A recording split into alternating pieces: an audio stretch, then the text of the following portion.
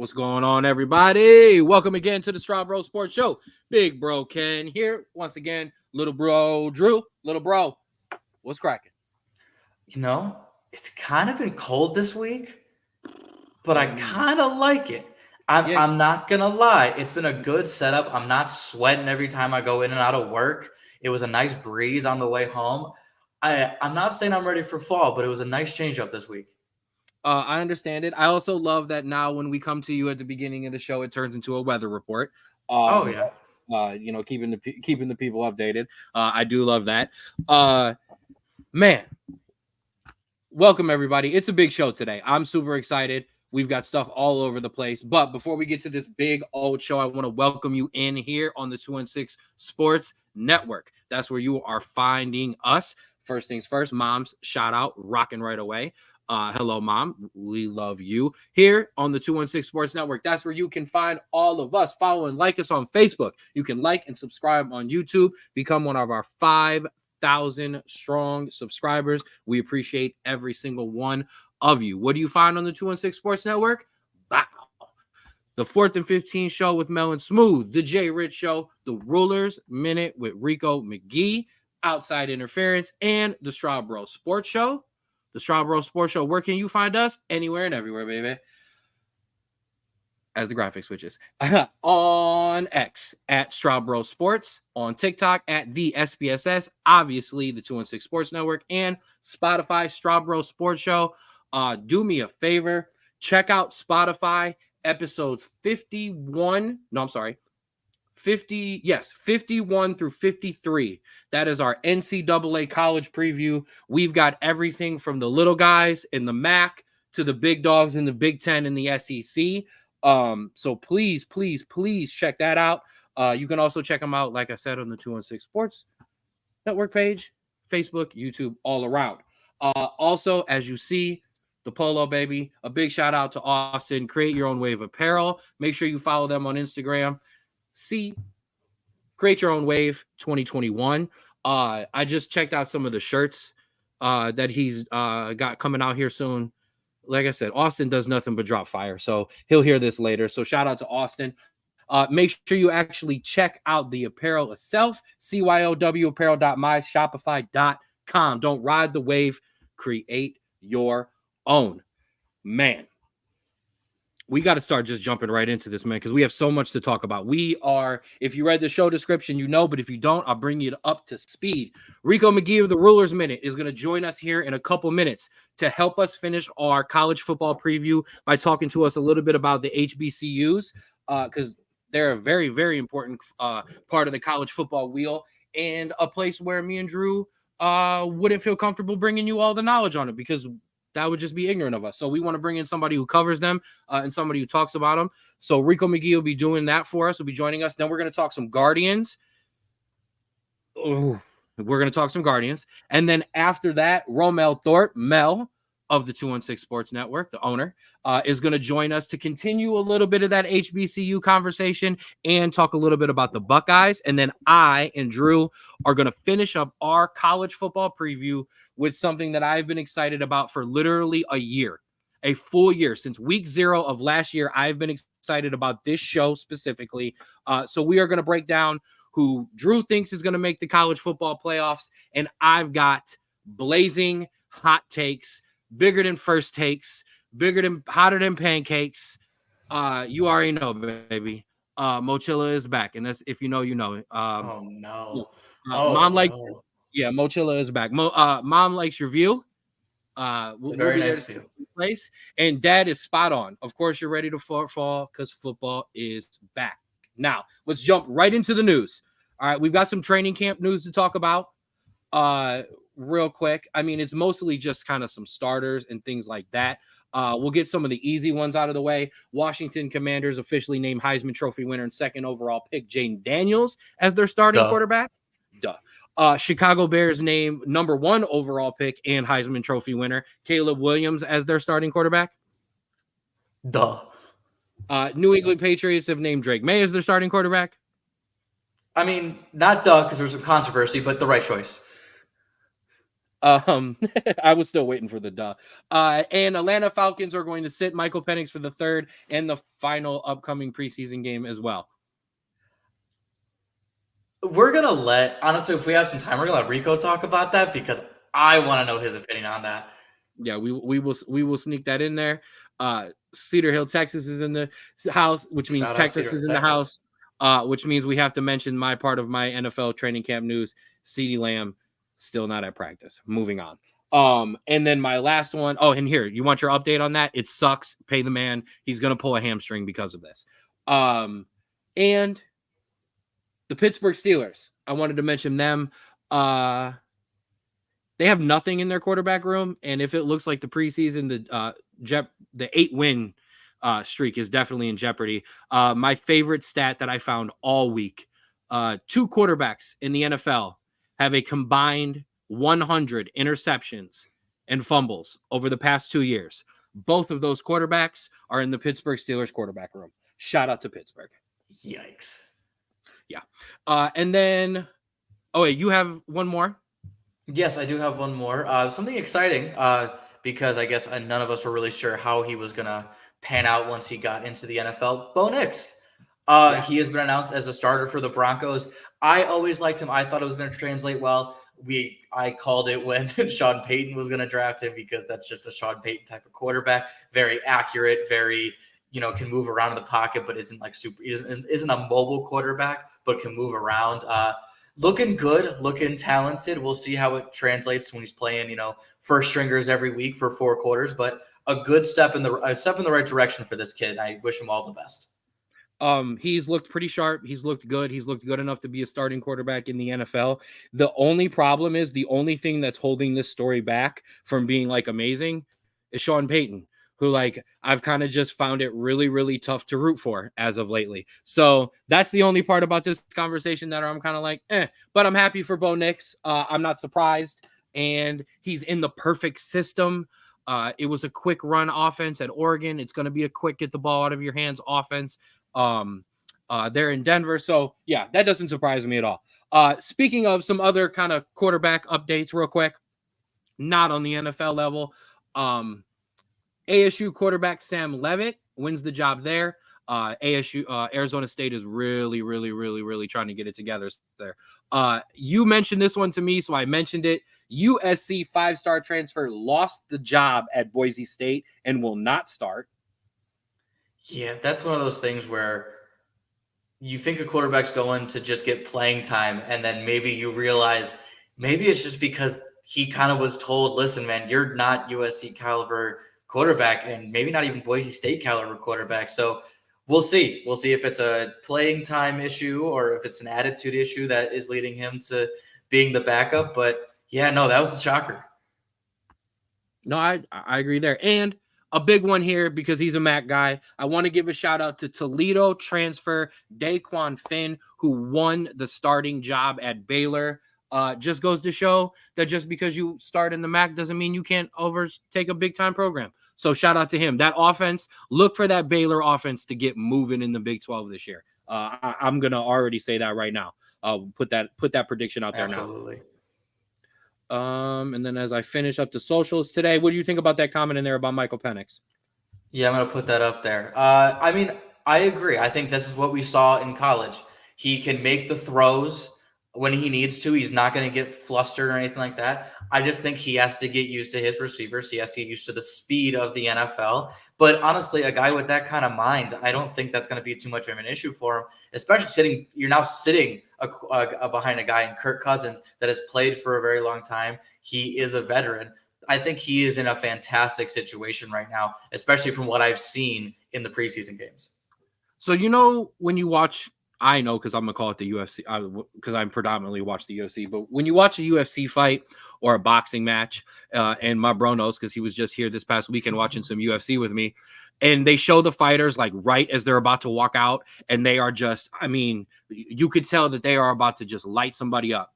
That's what Rico McGee looks like in our holding boxes down there at the bottom as we talk about Michael Penix and his Falcons. This man is ready to just come through and give his opinion on that. So we're going to add that to the list of questions here when we talk to Rico. But that'll do it for the news. And before, like I said, we jump in there with Rico McGee, let's give out some awards real quick. Sound good? Yes.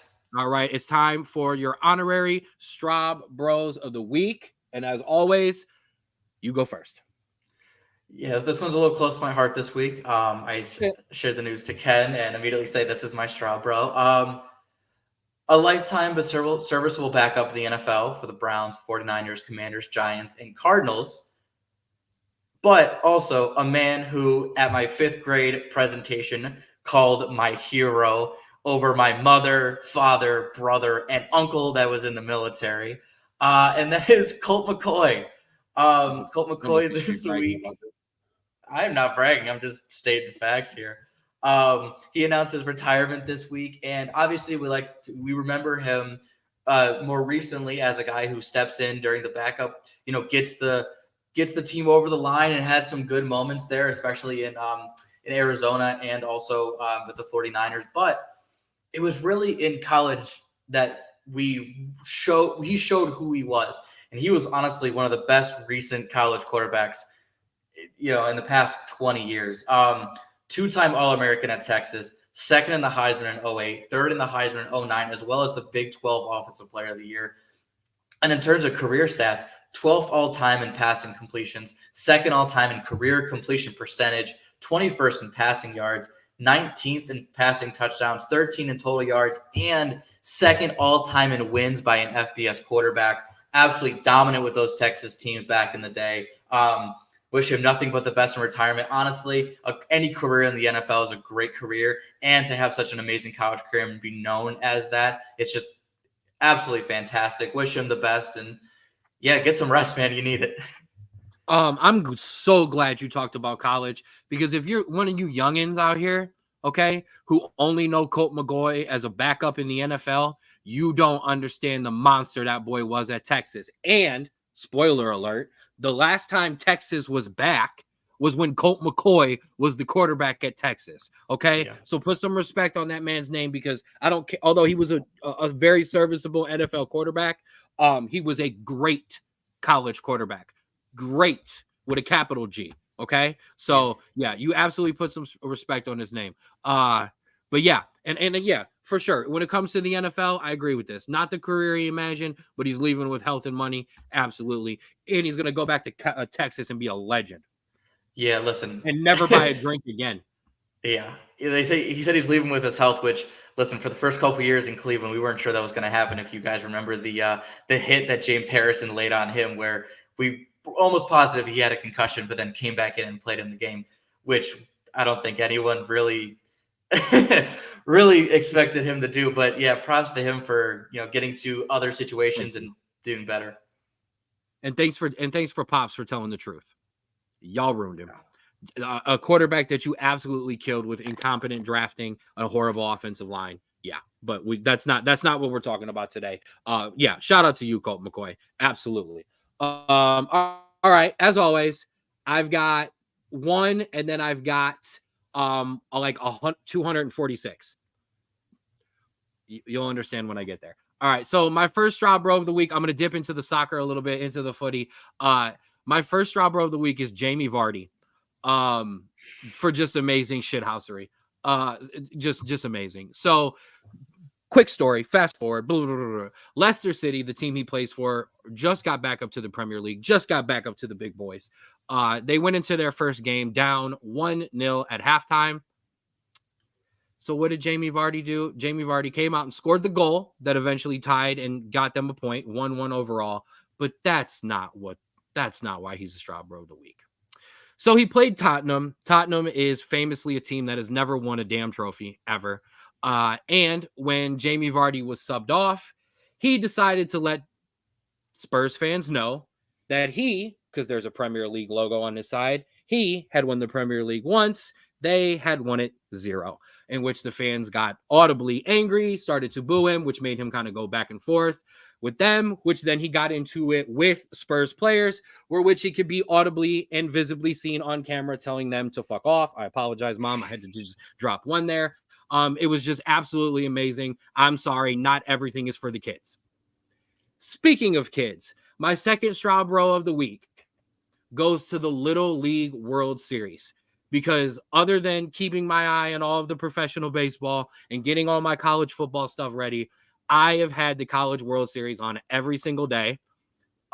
This is an amazing atmosphere. I love it. Shout out to all of these kids from literally all over the globe.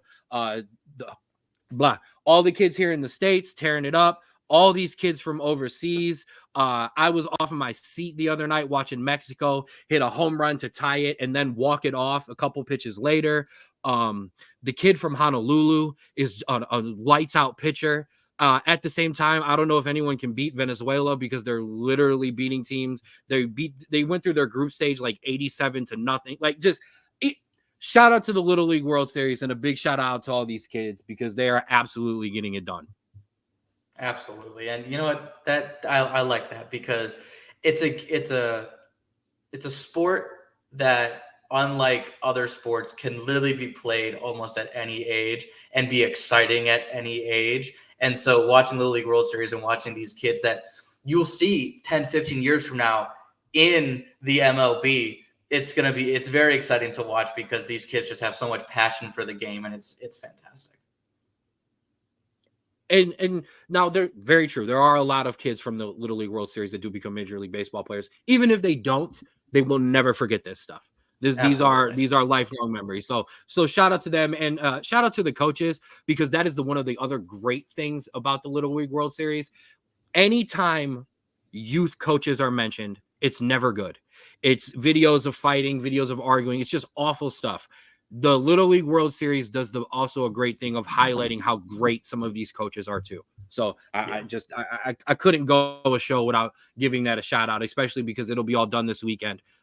International Championship, American Championship Saturday, and then I guess right Sunday is the final. I think so. Okay, I might have the days wrong on that, so I apologize if I do, but I wasn't ready to give the schedule for it. Just turn on ESPN and find it because there's always a game on. All right. That'll do it for our awards. Now let's get rolling. We're actually like kind of relatively early on our news and all our stuff, so we actually have some time. This is strange. This is strange for us. So as we've talked about, this week and these past couple of weeks have been a very, very, very major college football preview for us. So what we wanted to do, as I said before, is we wanted to highlight a very, very important section of college football that honestly does not get a lot of mainstream coverage, does not get a lot of mainstream media attention. And here, I'll prove it to you. Me and Straub, we're not going to sit here and talk to you about it because, as I said to open the show, we just didn't feel comfortable sitting here talking about a brand of football that we don't have eyes on as much as people we know. So, without further ado, the host of the Rulers Minute, which you can find all over social media at the Rulers Minute, and fellow 216 Sports member and frequent member of the show, saves our butts all the time. Ladies and gentlemen, welcome in Rico McGee. Rico, welcome in, bro. How you doing? We are doing good. Now, we wanted to bring you on to talk about HBCU football because it's very important and we want to have an important conversation, but I got to get a couple of these questions out of the way because they got brought up at the beginning of the show. And as everybody sees by the hat, Rico McGee is our resident Atlanta Falcons fan as well. Talk to me about the preseason, but talk to me about Michael Penix. Honestly, I've been hearing rumors that Kirk Cousins isn't quite ready to go yet. So they're actually talking about possibly Michael Penix starting week 1 versus Pittsburgh. We'll just have to see. I don't think they're trying to take their time with Kirk.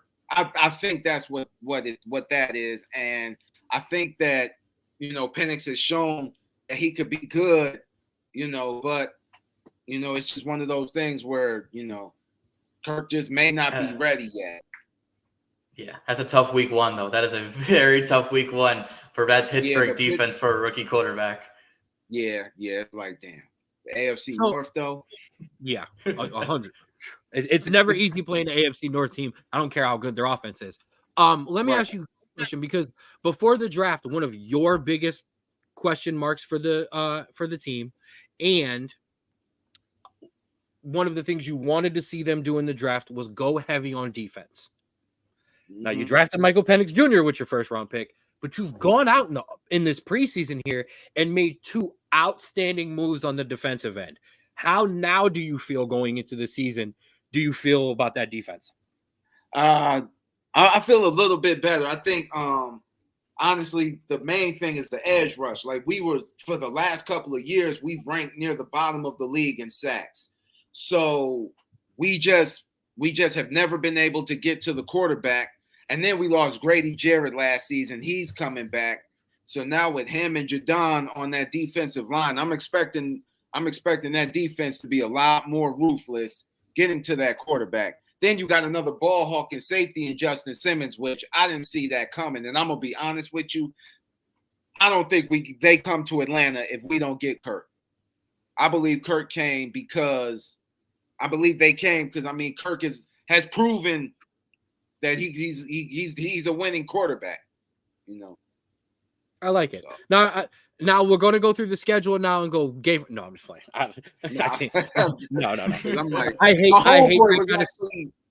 My homeboy was actually telling me, like, yeah, Kirk Cousins. I think Kirk Cousins is going to be pretty good this year. I'm like, you know, we'll see. I mean, I'm a Falcons fan, but I understand how they are. Yeah. You know? So okay. I'm just like, we'll see. We'll see. I get it. I don't want to get too hyped. Right.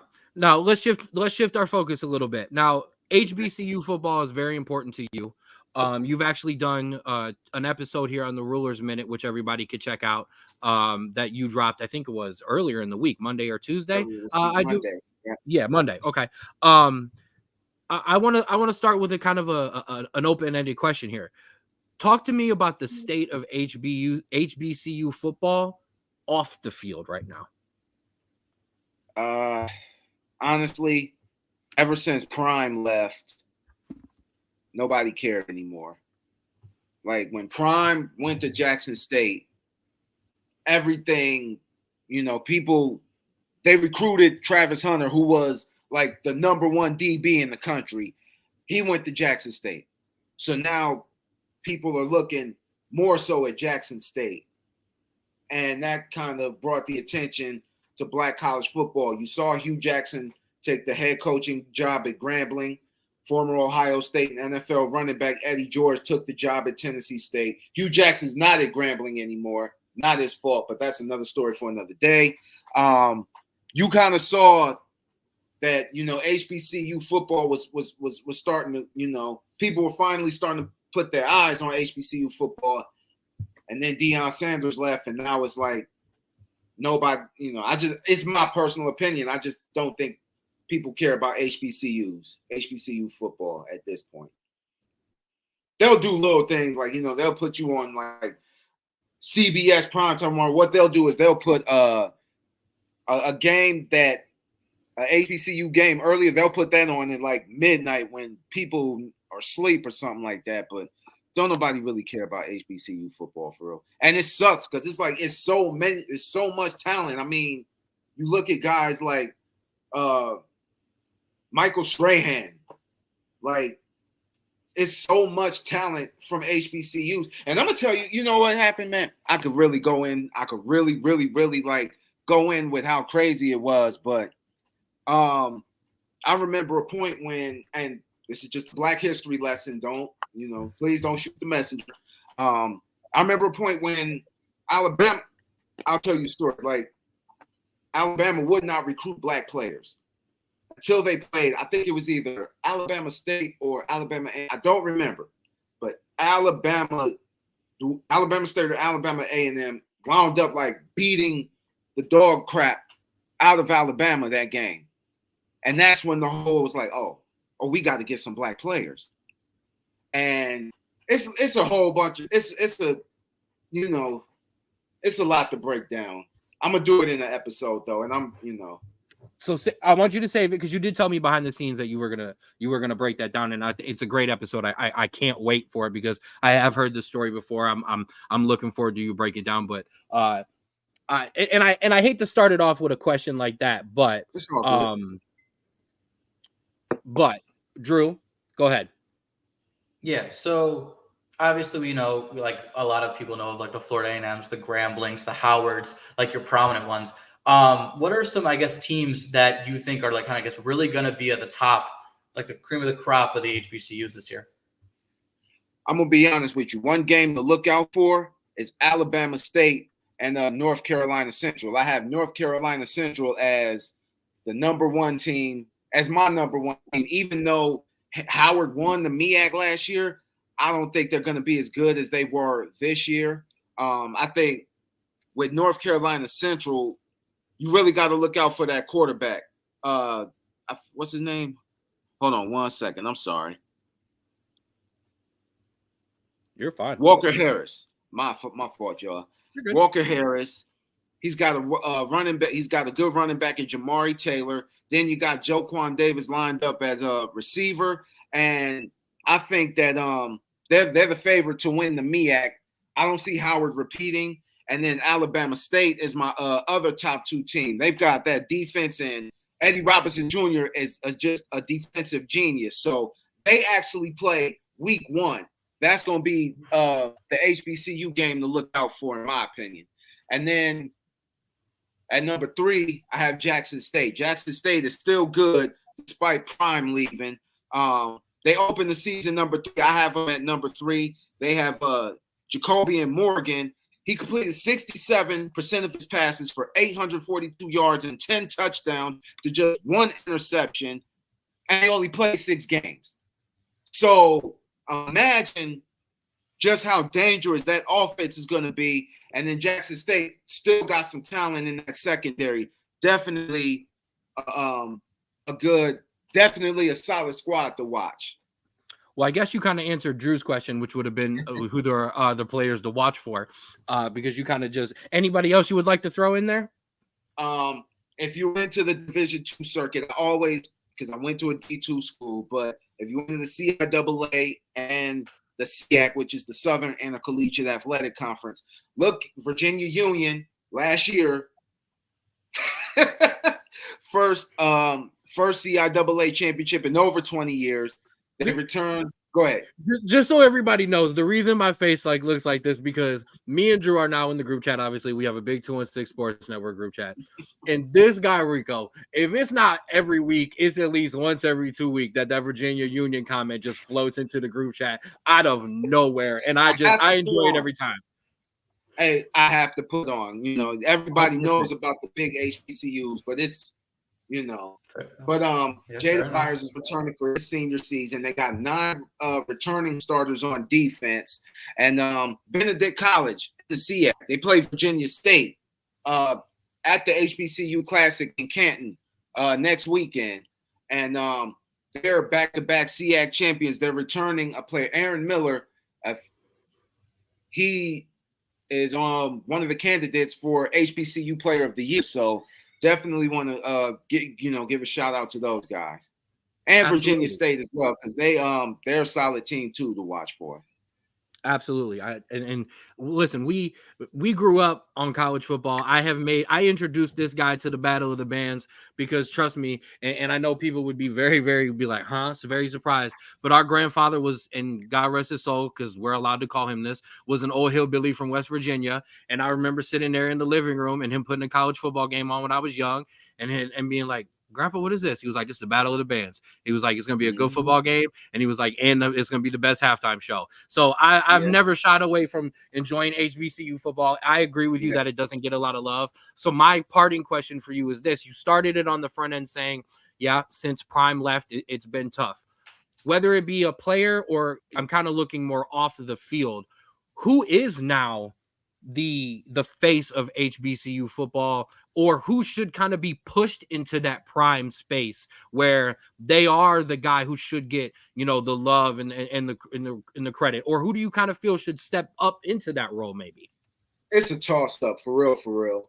Because now that, Jackson State is still up there, North Carolina Central, ever since North Carolina A&T, they left the MEAC. They're in, I think, the Big Sky Conference or something like that. Don't quote me on that, but I think they're in the Big Sky. They're in the PWI Conference. And they've improved on the recruiting side, North Carolina Central. So they're definitely one of the front runners. And then I don't think Howard's going to win the MEAC again, but you still got to look out for Howard. FAMU is still good in the SWAC. It's really a toss-up. It's really I don't have a straight answer to give you. Okay. No, I like it. Well, Rico, I appreciate you. I thank you for coming on and talking HBCU football with us, and a little bit of Falcons. I wasn't gonna talk the Falcons without having you on and not let you talk about them. That's all good. So we appreciate that. Before I let you go, remember when you jump out for us, we got to make sure everything records in, so we got it for the episode. But before you go, make sure you let the people know where they can find you. You can find me on YouTube, on TikTok at Rulers Minute 216, YouTube, The Rulers Minute Show with Rico McGee, and I'm on Facebook, The Rulers Minute. I love it. All right, man. Thank you. We really appreciate it, Rico. You're welcome. Thank you so much. Thank you. All right, now we are going to shift focus just a little bit here. So, Drew, I'm going to throw the audible to you, and absolutely, it's always great to have Rico on. He's absolutely my favorite guest. He's our only guest as normally as well, but that's not fair. That has nothing to do with it. But he's also our best guest. So Straub, I'm going to ask you on the fly here because our second guest is ready. Do you want to go to Mel or do you want to switch first?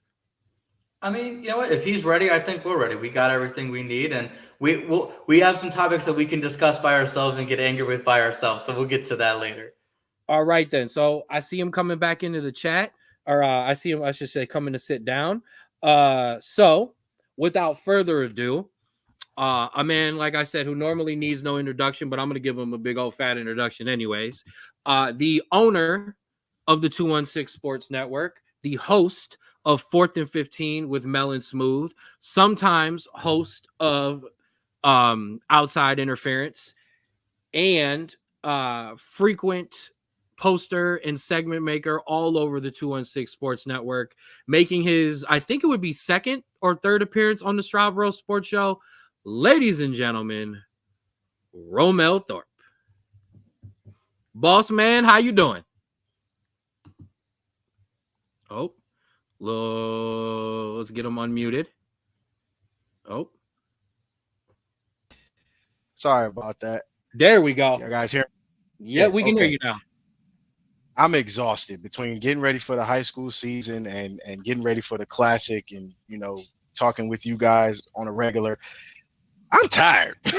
I completely understand. Well, before we jump into the topics, let the people know you are a high school football coach at your high school alma mater. I am the defensive coordinator right now for Collinwood High School. Our first game will be September the 7th against Crestline down in the Columbus area.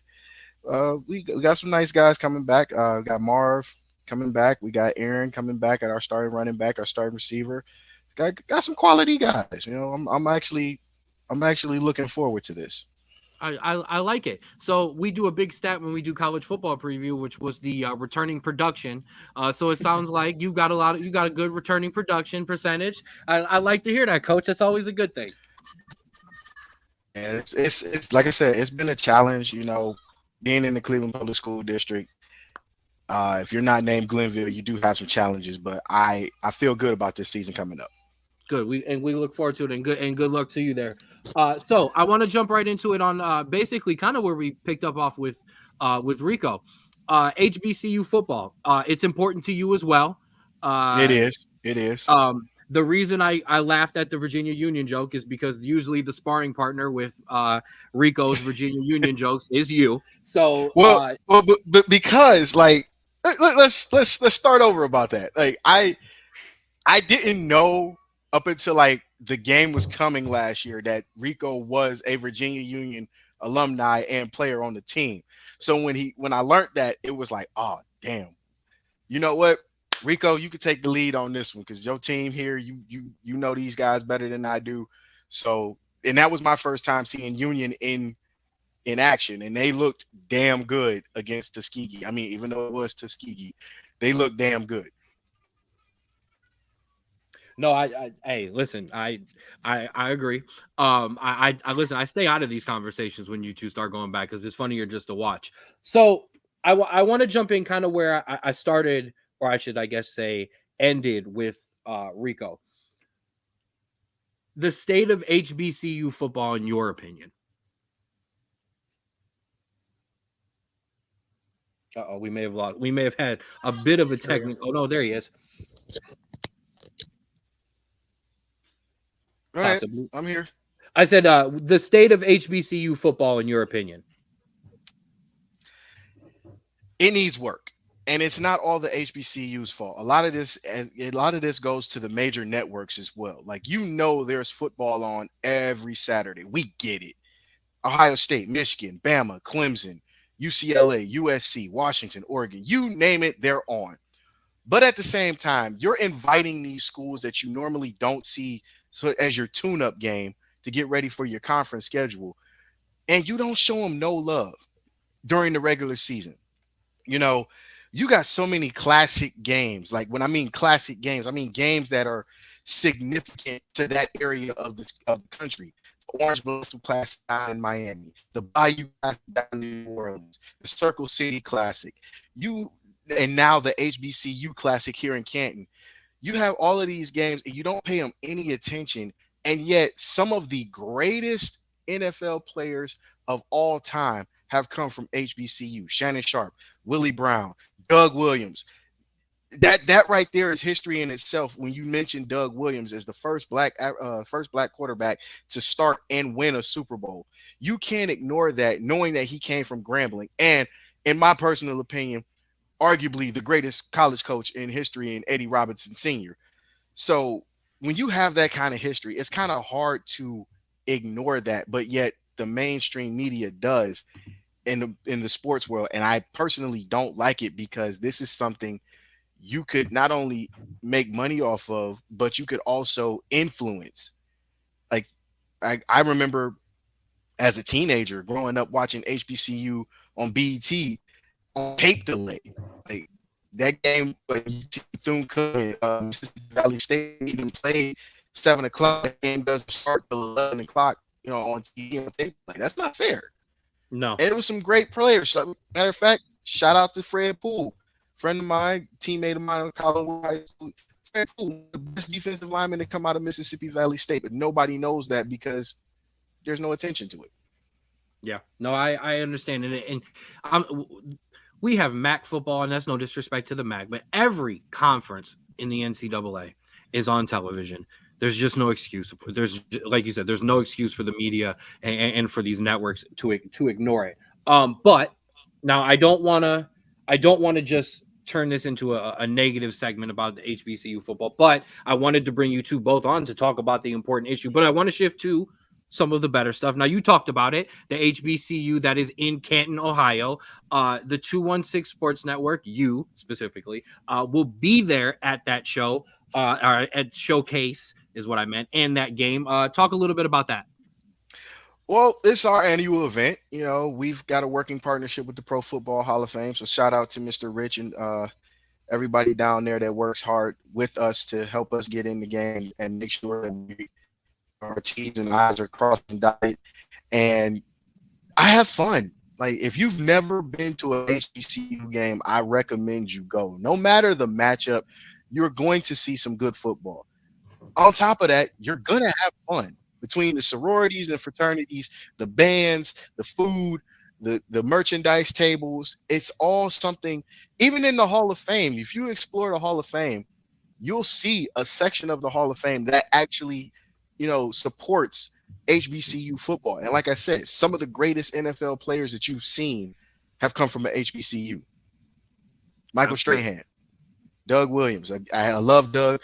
Mel Blount. If it wasn't for Mel Blount, we'd still be able to beat up receivers down the field. So, it's just something that you have to experience. It's like going to your first baseball game, going to your first soccer game, going to your first NFL game, or seeing LeBron in person. It's something that you have to experience, because that style of football helped evolve the game. And I'm wanting to say that that's one of my favorite. Yeah. Or going to Kobe's last game. You're welcome for those tickets, bro. Because you got to do that. All right. So real quick, before I get you out of here, or before your connection goes completely bonkers on us. Another thing near and dear to your heart besides HBCU Yeah, I don't know football, what's going on with that. that's okay. Are the Ohio State Buckeyes. Your Buckeyes come into this season very highly touted. This team is absolutely set up, Mel. Where can it actually go bad? They are.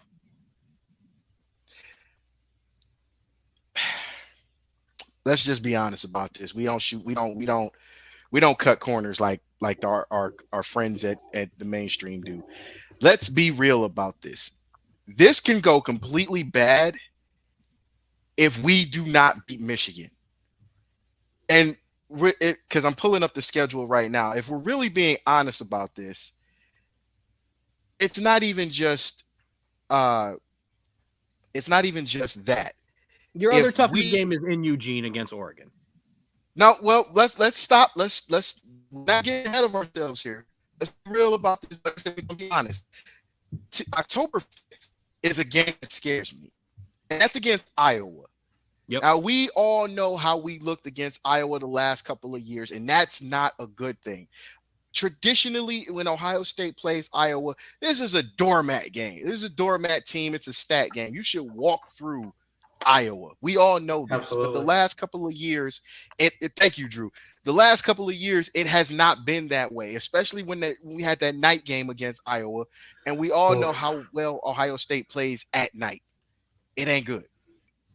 My thing about this is we have Akron, Western Michigan, and Marshall first. Marshall can give you a run for your money in the first half just because Marshall's one of those teams that's tired of taking people's shit and they're going to fight back. Not saying Western Michigan won't, not saying Akron won't, but let's be real. When was the last time Ohio State lost to a MAC school in Ohio? Hasn't been in almost 100 years. Michigan saying they don't really lose to Michigan teams outside of Michigan or Michigan State often. And then you have Marshall. You saw Marshall about 5 years ago, 6 years ago, and you ran through them. And then your first test in the Big Ten, even though most people don't look at it that way, is Michigan State. How Michigan State plays us from time to time, especially when Le'Veon Bell was playing. That was that was kind of nerve-wracking. And on top of that, now you got Iowa right after that. Those are two trap games back to back. I don't like that. I don't look for that to be something to worry about, but it does make me nervous.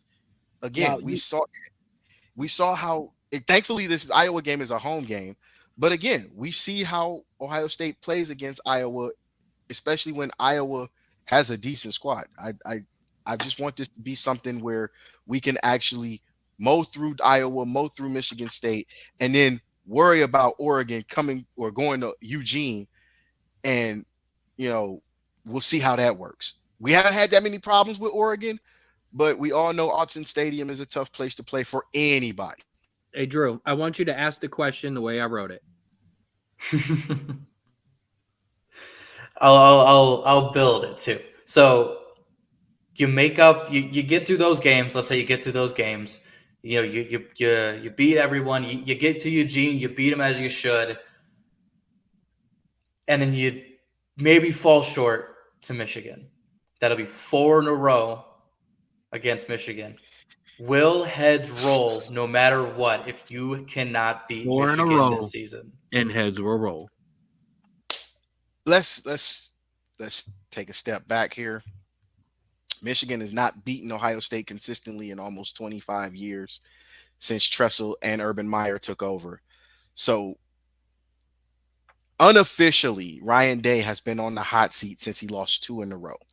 If he cannot beat Michigan this year, but he does beat Oregon and still gets into the college football playoff, I don't think it will be as bad as it would be if he loses to Oregon, loses to Michigan, and does not make the playoff. That's the difference. If you beat 1 2, because honestly, those are your 2 toughest games. Yeah. Those are literally outside of the Penn State game, because Penn State. So if you roll through Oregon, you beat Penn State. If you don't beat Michigan, but you still make the playoff and you've beaten Oregon, which is your first Big Ten game for Oregon, that's really worth talking about, you are possibly okay as a coach. But if you lose both and you don't make the playoff, bro, you might as well I'm sending Urban that hey big head text. I'm gonna just let you know that right now. I got it on standby. Urban, it's coming. I got your number, man. It's coming with a show. It's coming with a show cause penalty. All right. We may have lost. Hey, that's okay. That's okay. I actually didn't have another question for Mel there. But that's okay. What I do, so we completely lost him. Yeah, absolutely. I want to thank Mel. And he'll be able to hear this. He'll hear this later. What I wanted to do was thank Mel because as I said, we're coming up on a year on the show. A year since we've done this, or almost a year since we've done this. That'll be in October. But what this is a year anniversary of me taking a notebook, sitting down behind a couple of brewskis and some substances that are now legal in the state of Ohio, and writing out my first ever podcast. Oh, there he is. I apologize. That's okay, Mel. I wanted to finish this up with you being able to hear this part, so that's okay. You just got to listen for this one. Like I said, this is coming up on a year of me taking a notebook and, like I said, sitting down and writing out what I wanted to be a podcast. It was all college football. I wrote down a crap ton of predictions and bets, and all kinds of different little things of teams that I thought would win big, teams I thought would win little, season-long predictions. I wrote that all in a notebook and did it for about 2 or 3 weeks. And then after the 3rd or 4th week, our first guest, Rico McGee, brought me in and said, hey, I'm doing a podcast live at Sam Silk's with a buddy of mine. You should jump in. We're going to talk some NFL football. I sat down, did the podcast with Rico and Mel, who I just met. We walked outside in the parking lot, and Mel was like, man, you want to do some content? You want to do this? And I said, I would love to, but I just don't have a mic. I don't have anything. He said, you got a laptop? I said, yeah. And he goes, well, here's a mic, this thing right here, the one that I'm currently using, and said, man, let's go. Fast forward a year later, and me and this guy sitting next to me on the screen, little He's bro. Next to you. We have a brand, and we have a podcast, and we have a TikTok page and an Instagram page, and we've interviewed Arena League quarterbacks, and we've interviewed Browns legends. We were able to sit down with our own cousin. So I wanted to take this opportunity, with this being my most important show, the one that I wrote down that I now get to do. I wanted to send a thank you to you, Mel, because we appreciate you for believing in us and giving us this opportunity, man. It's all love. And before I go, I want to respond to this. Ray, it's different, but you got to understand, when you're in the Big Ten with the now expanded Big Ten, it's a problem if you lose to your rival. You lose to Michigan 4 times in a row. Now you're being looked at as John Cooper. And if you don't know who John Cooper is, I'll give you the record. 2-8-1 against Michigan in 10 years as head coach of Ohio State. 2-8-1. In one of those games, we end up losing to one of my all-time favorite players and the Heisman Trophy winner of 1997, Charles Woodson.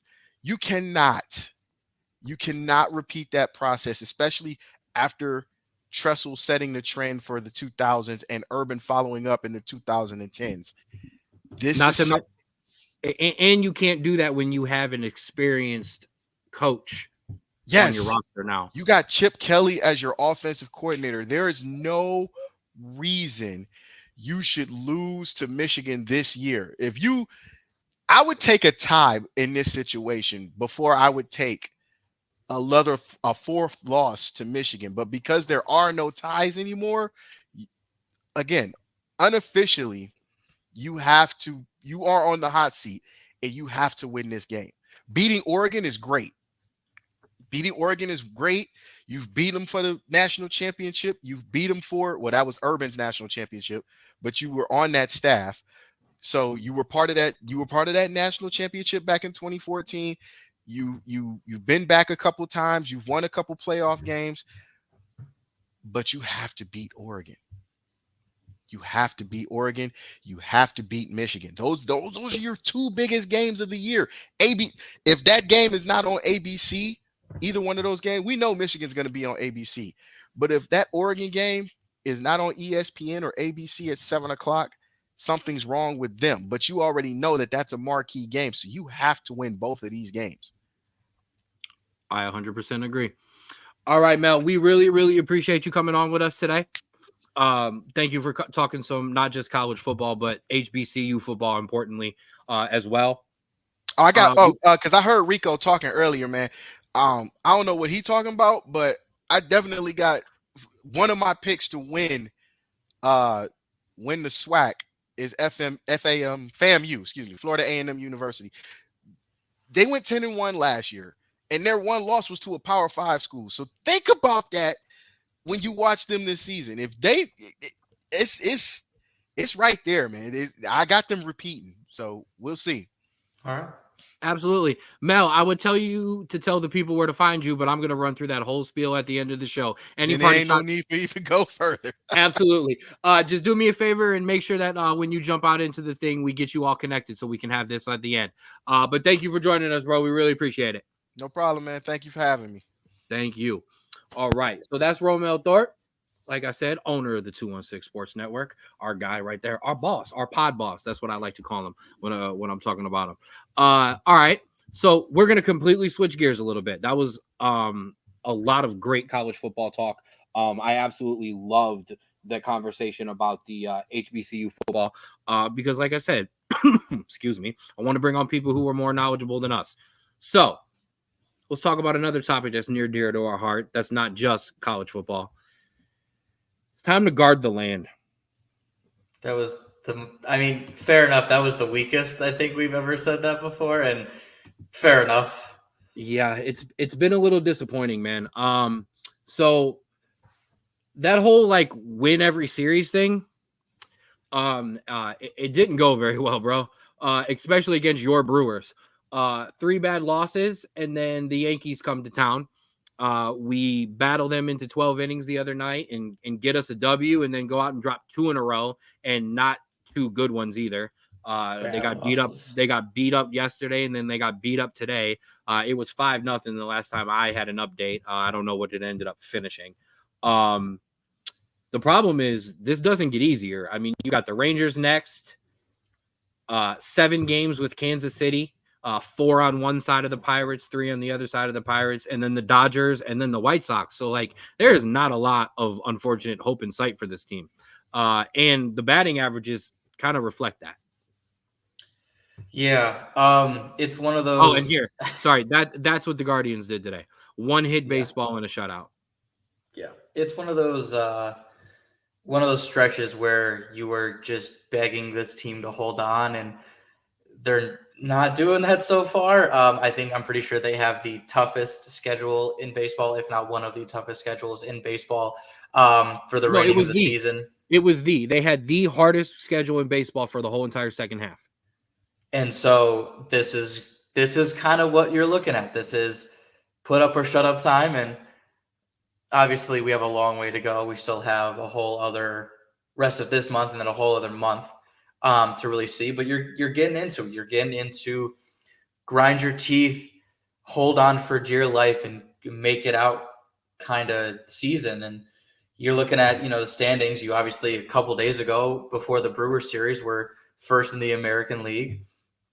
You dropped 3 to the Brewers, you dropped 2 out of 3 to the Yankees, and now you're 2 games ahead in the Central with massive division games coming up. In terms of best record in the MLB, you're back down to 5th, and you're down 2.5 games. I don't want to be too I don't want to be too down though. The pitching, we always get beat up by the Yankees, and everyone does, especially lately. So I'm not going to get too down on that. I've called the Brewers a sneaky good team the entire season. And so this just kind of proves it a little bit more. But this is a team that if they are seriously wanting to contend in the playoffs, you need to seriously look and figure out a way to stop this yo-yo team, because you have games where you can win 9-3, 8-2 with great pitching performances and great hitting, but then you turn around and you basically give up the opposite. You give up 8, you give up 9. And so you need to find some consistency in this team. And I think that is the massive question that Vogt has to answer coming into the rest of the season, is how can you get this team consistent enough to be legit in the playoffs? So first things first, we're going to start a 216 page GoFundMe account for all of your internet connections. But yeah, here's the problem, Guardians fans. This is what I truly believe the Guardians are going to be for the rest of the year. I think they are going to yo-yo like this. I think they're going to come out and have games where they just hit the cover off the ball and pitch lights out. But I think over a 4-game series or a 3-game series, you're excuse me, you're going to see us. They've got me choked up. You're going to see us lose more games than you win. It's just how it goes. Dodgers DFA'd Jason Hayward. I mean, sure, bring him in the minor league system, give him that bat or two, bring him up, give it a shot. I'm not against it. Sure. As long as we're not making a move that hurts the youth aspect. And then I did want to address this point too, because it is a good point. Royals get the Phillies, Twins get the Cards. We all have a tough series this weekend. So there's an opportunity to kind of stay put. You are 2 games ahead still in the division. So, you know, there's hope, and not all is lost, but I mean, this is what it's going to be for the Guards. I mean, this is it. I'm sorry. So we'll see what happens in terms of the averages this week. As you see, I mean, a lot of down arrows, a lot of big down arrows too. The important one, I think, two important ones to notice: the continuing decline of Stephen Kwan, who has not hit well, I think, except for because of now I'm doing this batting average stat every week. Minus a week, 2 weeks after the All-Star break, Kwan has not really hit very well. And Jose Ramirez has drastically declined over the past month. So those are big things to look at. Did he get our hit today? Was it Kwan or Ramirez? Kwan, I think. Kwan. I mean, the problem for me is they might win the division, they might hang on, but you're not winning anything if Will Brennan, Rocchio, and Bo Naylor, and even Tyler Freeman are your top 4 hitters. You're just not. I don't care what kind of pitching you got. The 95 Braves pitching ain't winning with those 4 guys at the top of your lineup. Or I'm sorry, hitting the best in your lineup. Yeah. And what sucks is this team, even though they are on pace to be better than obviously the past, couple years, it still feels like a team that about 2 or 3 years ago, where we'd win the division with 90 games, 80, 90 games, and then play Houston or New York in the playoffs and get swept because we just weren't that good. And even though we are on paper better than we were in those couple years, it still feels like a team that is, as soon as they start playing teams that have a little bit of fight to them and a little bit of just something different that we're not expecting, we can't handle it. And it's really frustrating that we had all this momentum, and maybe it'll come back during playoff time. Maybe it is just a slump that the entire team is going through, but it is just really frustrating watching all of this excitement that we weren't supposed to have in the beginning of the year just kind of slowly deteriorate into this here we go again kind of mentality that this team has had for the past since we went to the World Series. Now, all right, enough doom and gloom, because you're 100% right. However, We normally have these kind of slumps towards the end of the year, like the very, very end of the year. We all know 100%. It's all who ends the season hot, and we can absolutely still gain that momentum. As long as you come out of this bad stretch here, what I talked about with the Dodgers and the Rangers and all 7 games with the Twins, you could lose every other game and win all 7 of those games against the Twins, and you're still locked in and you're ready to go. Yeah. So I'm not gonna not saying I'm not gonna sweat it, but there is still time for this team to get rolling.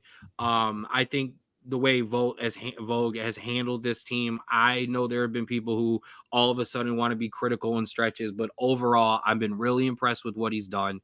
He's not working with a lot in terms of hot hitters or, guys he can really move around. And he's trying to let some of these guys play through it, which I do appreciate, number one. And number two, he's also dealing with a pitching staff that lost its ace. The second ace is a shell of a pitcher of himself right now. And the rest of the guys who were not supposed to take on this load are now expected to be number 1 and number 2 guys. So there's not a lot there. But like I said, and even like I said, I agree with Nick here too. We could still lose that lead, but once we get rolling, and I'll say this, if we touch any kind of level of hot that we were pre-All-Star break, there ain't a team in the American League that wants to see us. Yeah, I mean, you're absolutely right. It's just it's having to get there. That is the question. When is that time going to come? Is it going to come soon? Is it going to come late? May it not happen until, it's too late. There is going to be a stretch where this team is going to get hot. They've done it every year or every month where they get a little bit of a hot streak and they keep going. You just got to figure out the time to do it. And it's kind of just a waiting game at this point for them to break out of the slump. Yep, I agree. So we'll hang tight and we will, like I said, we will hope we will right the ship. Now, speaking of, it isn't just the Guardians, as we say, as we get to the end of, here's your updated run differential, as the Yankees continue to batter us. That Cleveland Guardian stat is actually further down now. So they would actually be underneath, the Diamondbacks and the Padres, right now down there in the ninth position. But as you see, I wanted to give some love there. Diamondbacks coming back hot. Nobody wants to play Houston right now. And then Kansas City up there with your Milwaukee Brewers as well. But standings in the American League, a little new graphic this week because I added the wild card. Yes, I did, baby. Now that Guardians, like I said, these have not been updated since last night. So there's, obviously there's some things to go. But as you see there, our division is right in there for not just wild card, but it's hot in the division as well. Baltimore kind of starting to separate themselves away from everybody else. But, I mean, thoughts on the rest of the American League? You can see 2 American League Central teams in the wild card, which means if you lose this lead, it's you're going to be in there, but it's going to be very tough to climb back out. So you wanna hold this lead as long as you can, just because 3 games, obviously, between Kansas City and Boston, but that's a series.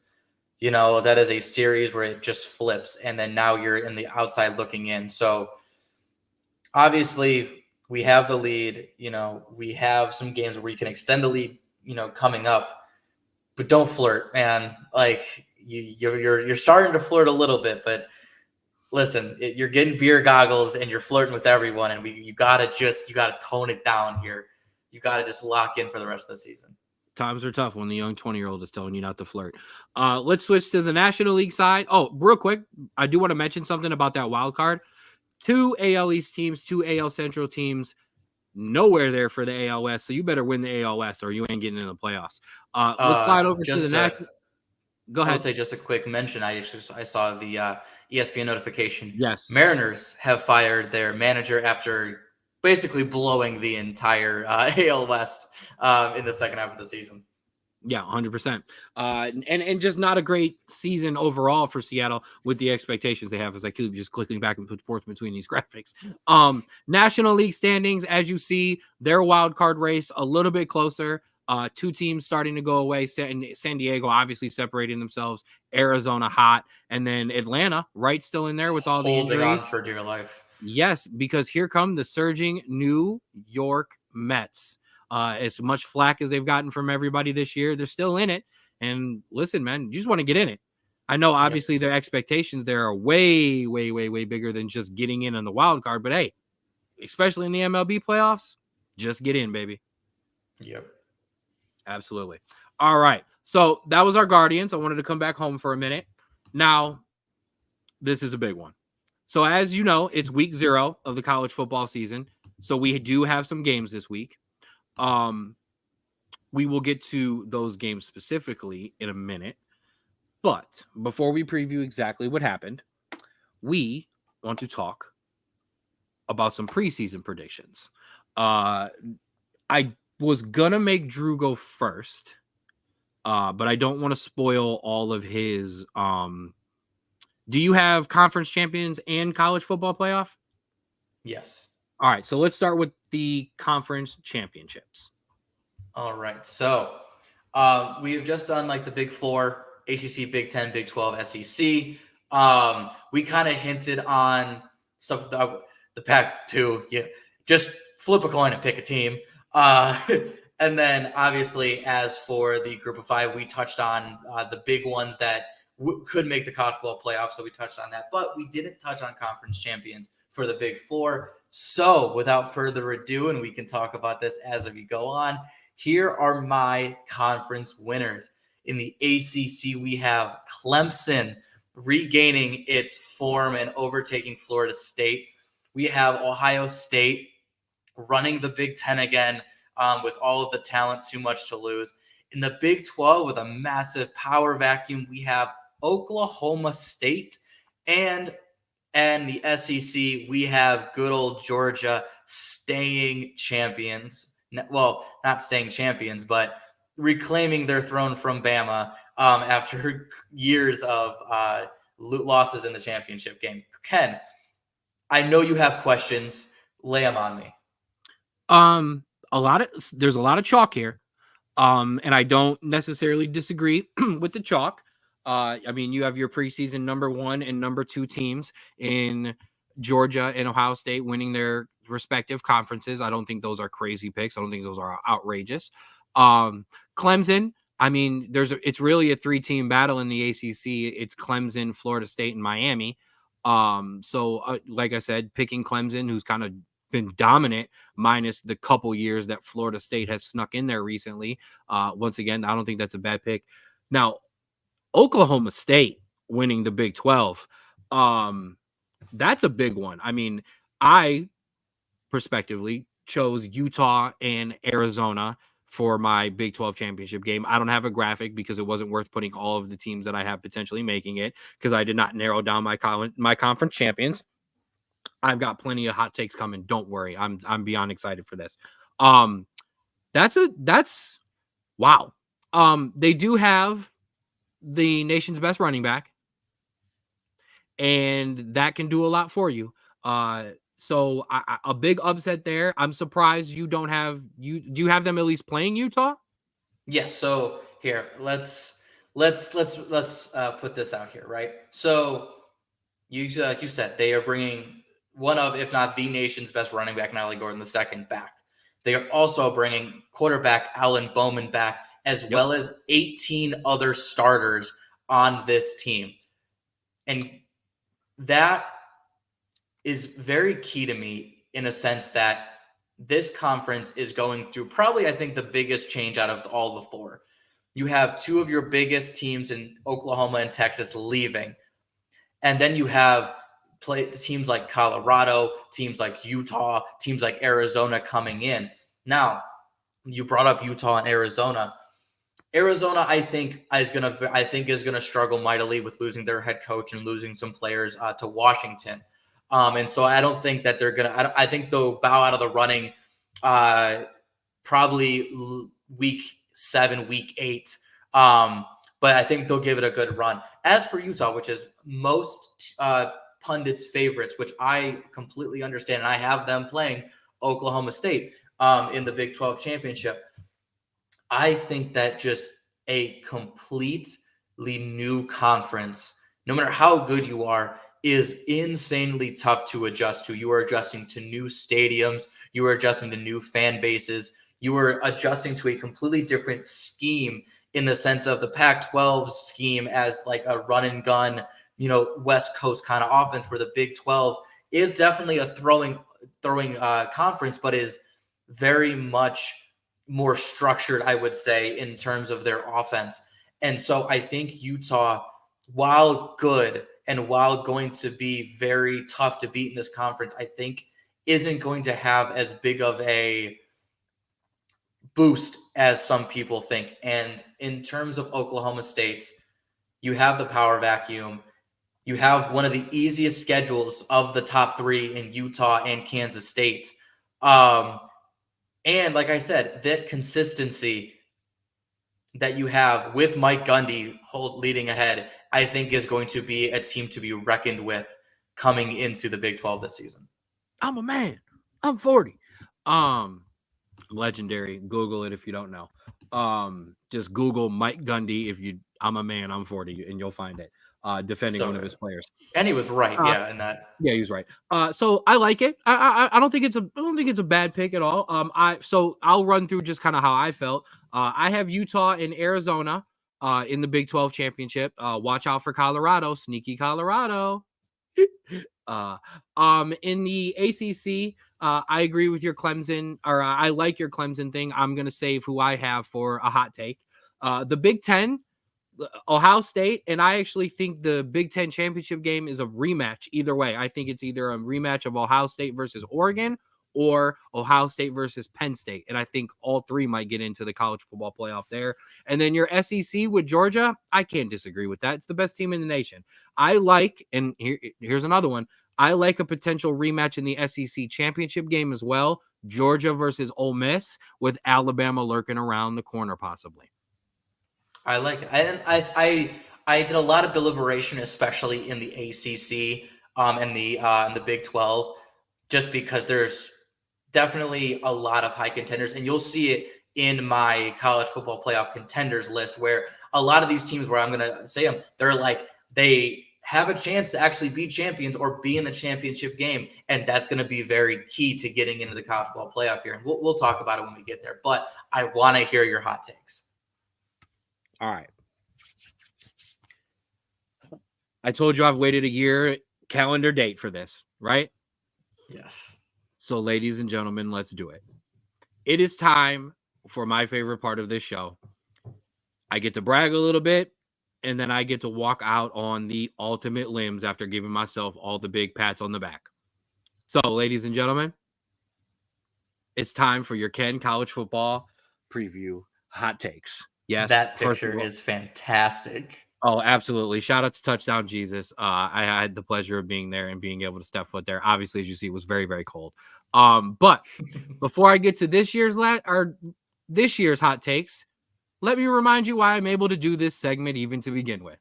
Yes, last year, preseason, before week 0 came up, those were 3 predictions that I made that a 1-loss Alabama team would make the college football playoff. Check. That happened. Texas is back. Check. That happened. Washington and Oregon would play for a college football playoff spot.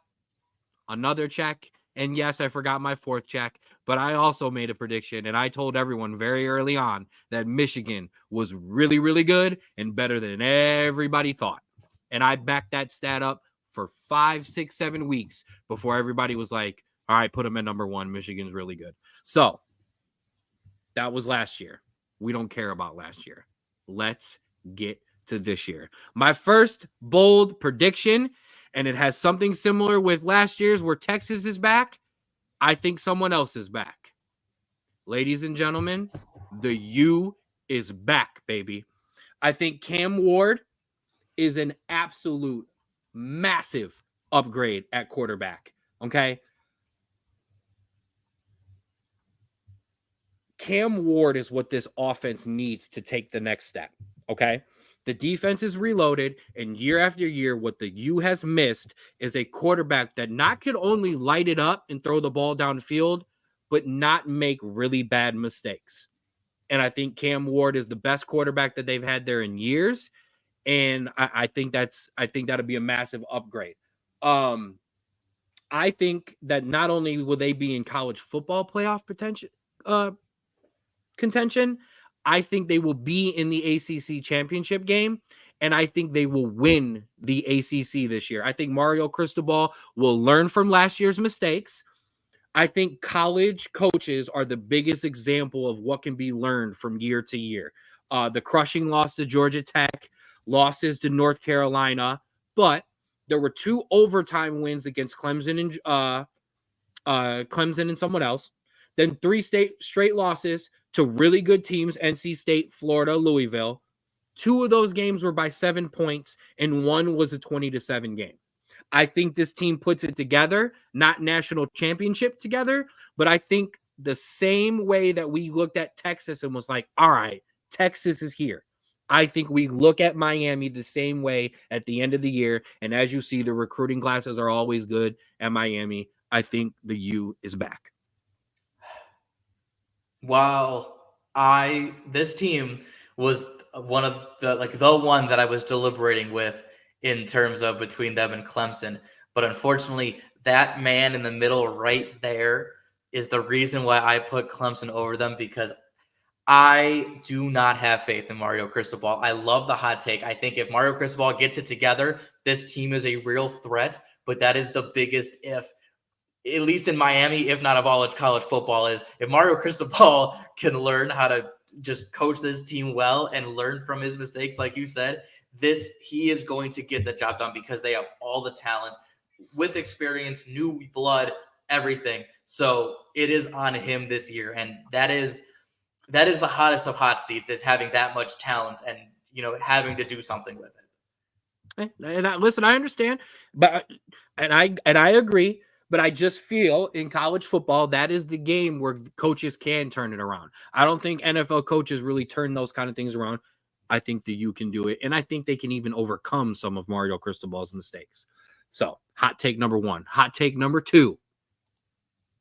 The downfall of Alabama. Be careful now. Okay? Kalen DeBoer, I think, is a winner, and as I say, clearly a recruiter. 2nd overall recruiting class, 3rd in the transfer portal. Nick Saban who? Joking. I don't think Alabama will win the SEC, but I think they will get into the college football playoff as an at-large team, and then I think all bets are off. One of the biggest reasons, that last point there, hey, Georgia, hey, Auburn, remember Jalen Milroe? Because we all do.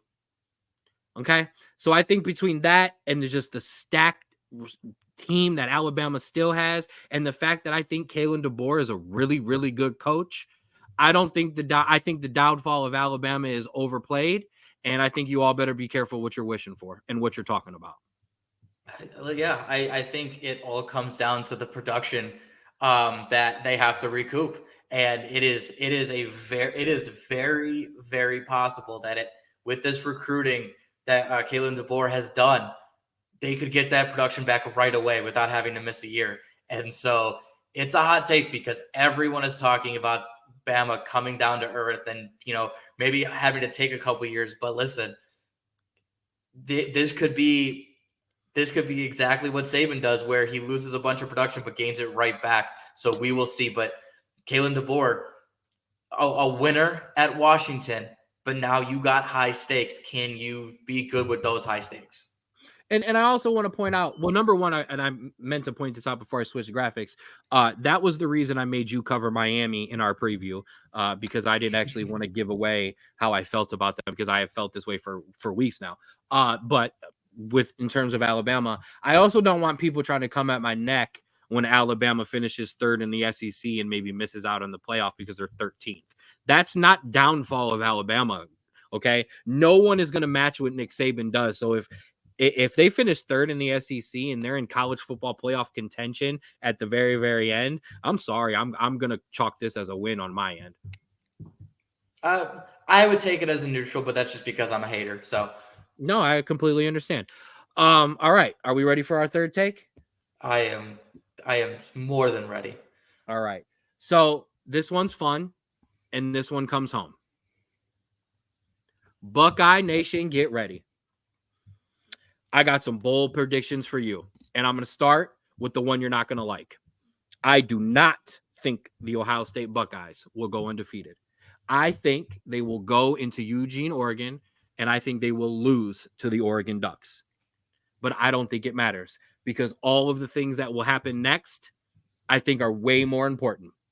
I do think they will win the Big Ten championship. I do think they will get a college football bye.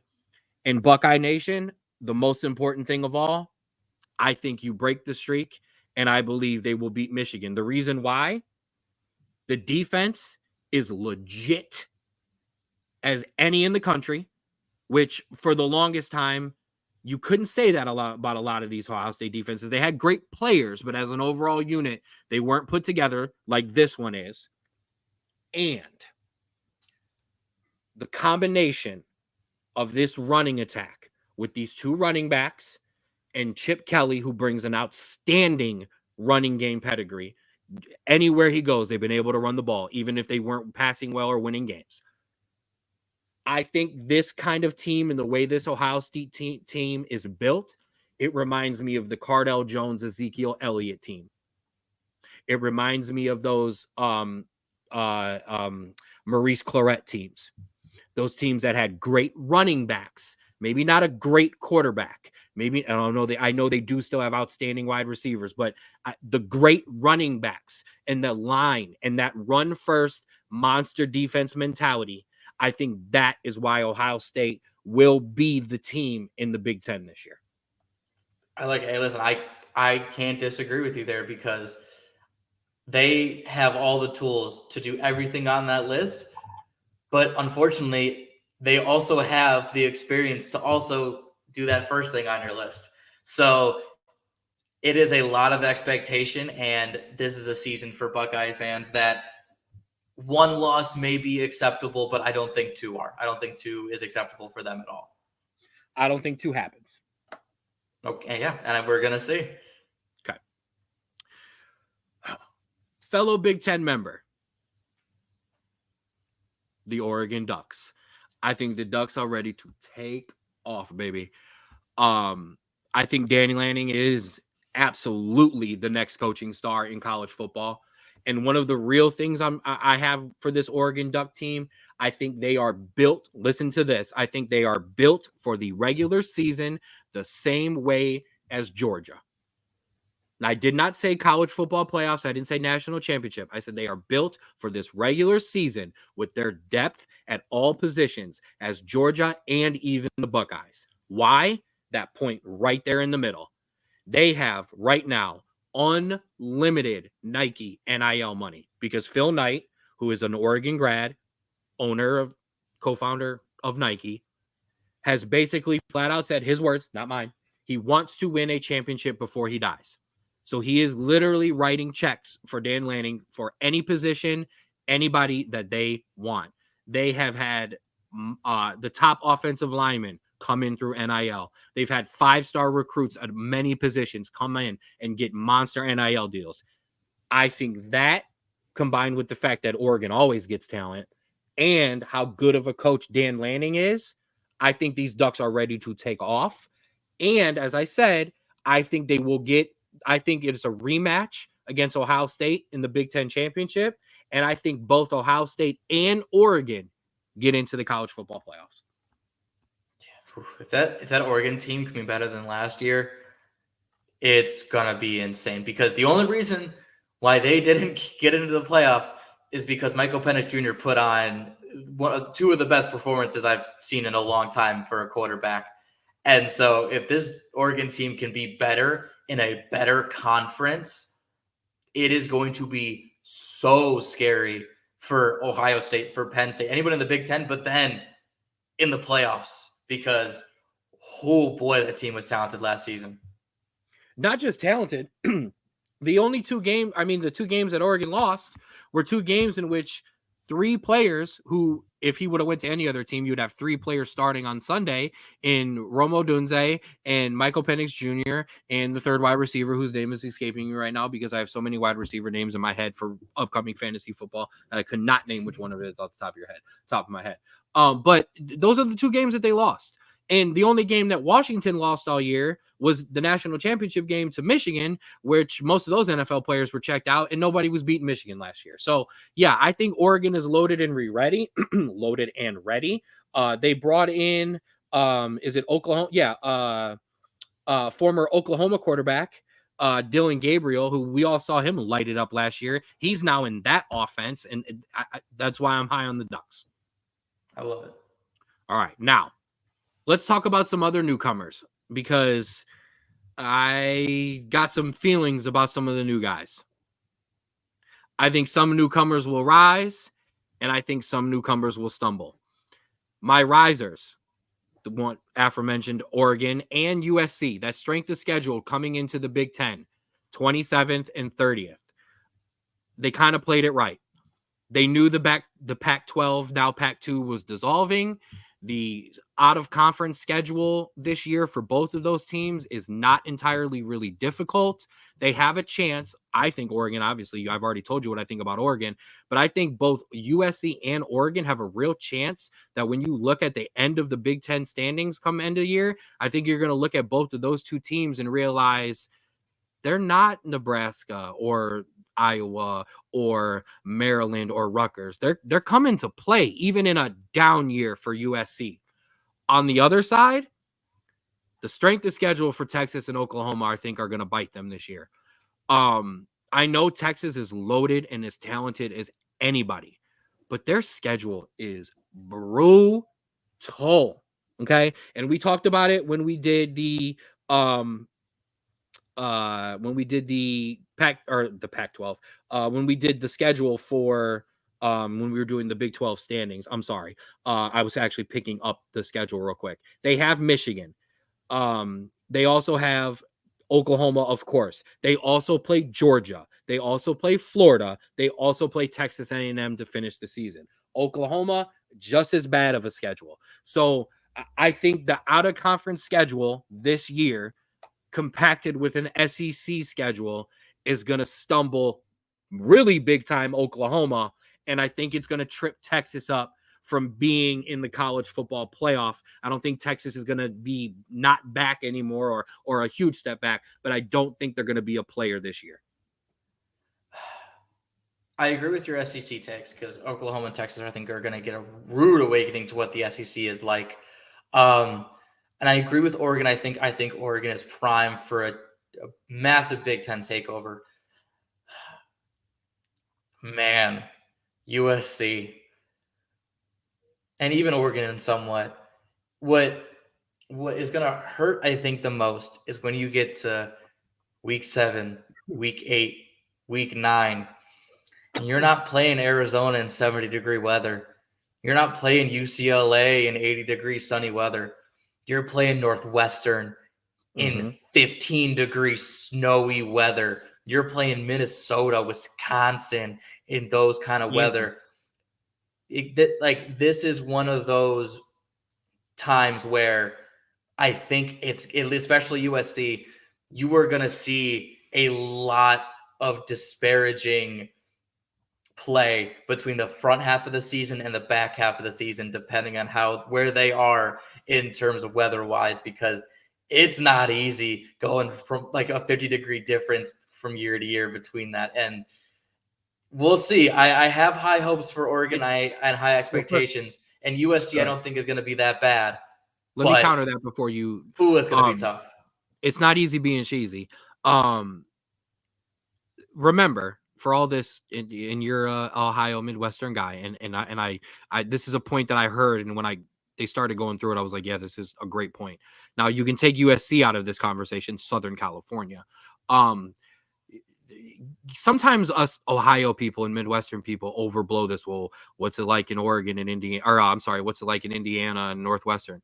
you also don't want to go up to Eugene in their fall weather or winter weather when it's that cold, but it's also raining sideways. Okay. So Oregon and Washington are a little bit different there in terms of that. The reason I think USC will be better than people expect, and I'm going to give a shout out to Colin Cowherd. I know not a lot of people do that, but I like to, one of the things that I've always loved about certain people that I listen to is there are certain people who are plugged in certain places. If I want to hear what's going to happen with some big time college football stuff or potentially an NFL rule change, I'm going to listen to Dan Patrick. When I want to know what's going on at USC, I'm going to listen to what Cowherd is talking about. And he brought something up, and I thought it was worth noting about this USC point, because I had already believed it. And then when I heard this, it just reinforced what I had already felt. Caleb Williams was a phenomenal freshman and came in and blew, a freshman at USC wasn't truly a freshman. He comes in and he wins the Heisman Trophy. There was things behind the scene that there was some repayment made to Caleb, that the offense kind of was tilted and tailored to him, and winning not necessarily took a backseat, but there was make sure you get this guy who sacrificed a lot for us is taken care of and makes it to the NFL. I think the offense is going to be unleashed. I think either quarterback they roll with is going to go. I think the wide receiver talent is crazy. I think USC is going to be better than people expect.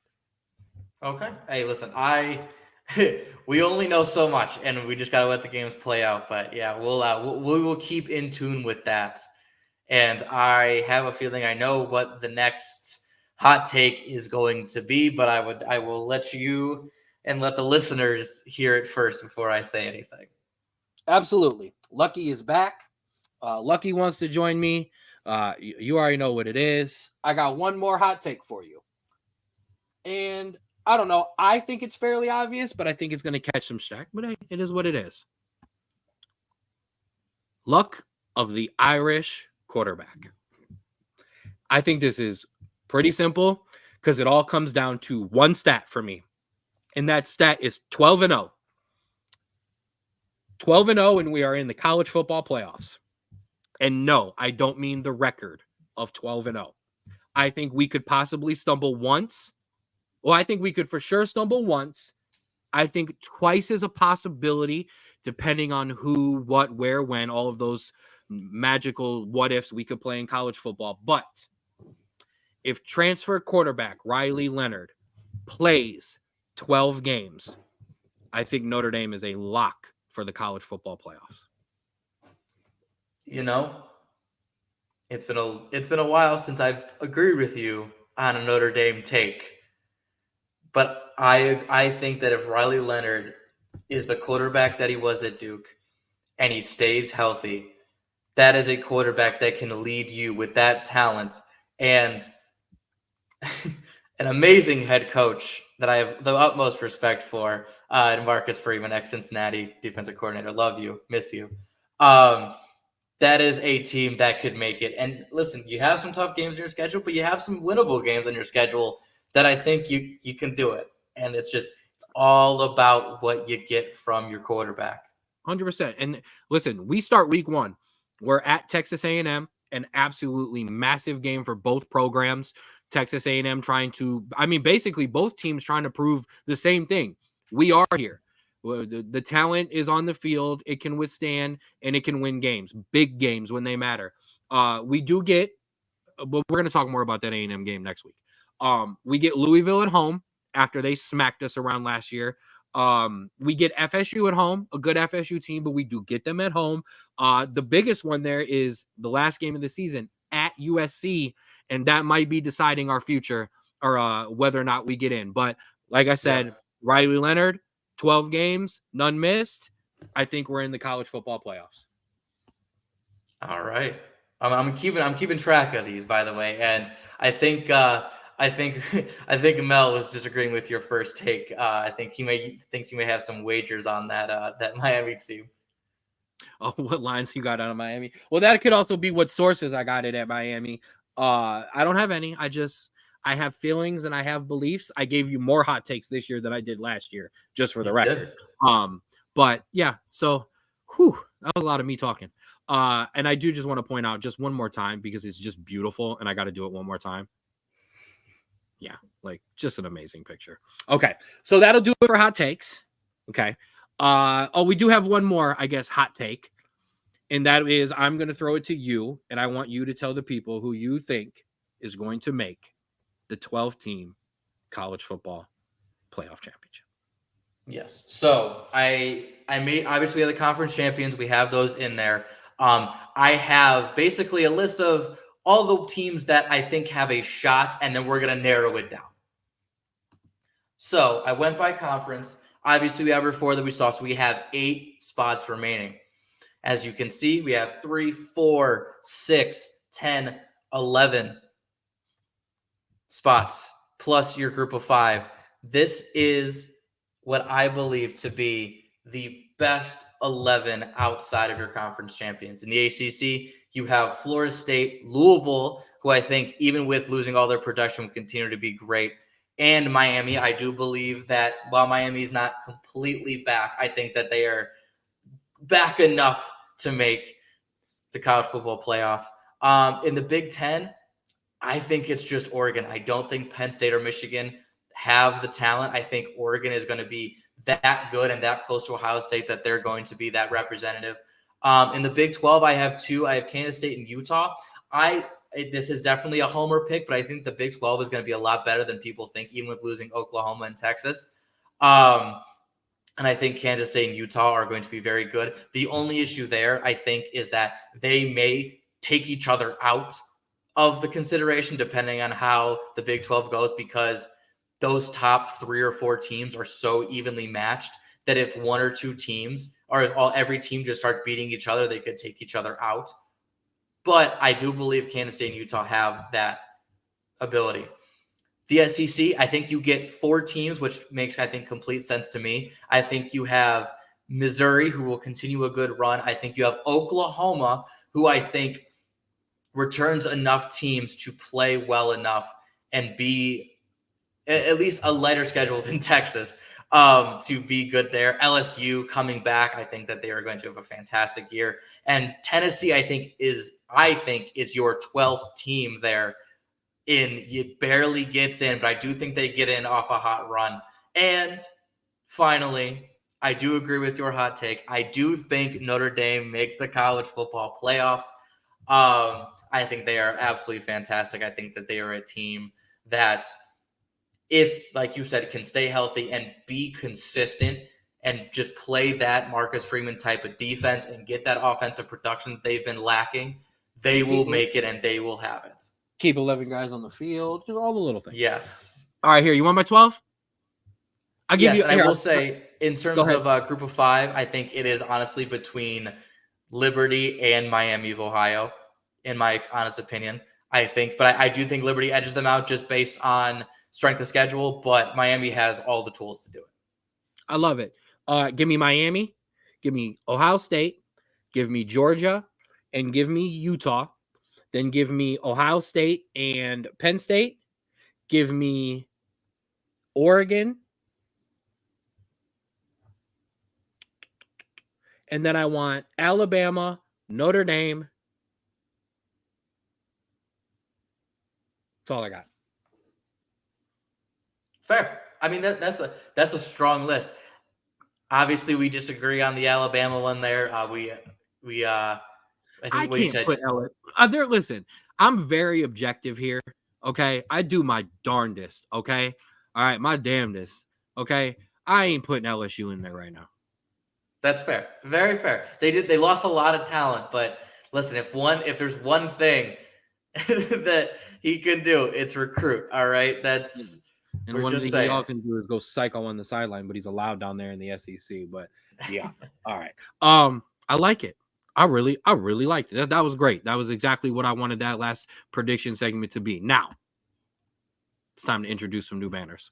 Okay? Yes. Because we've got football this weekend. Yes. Ooh, baby.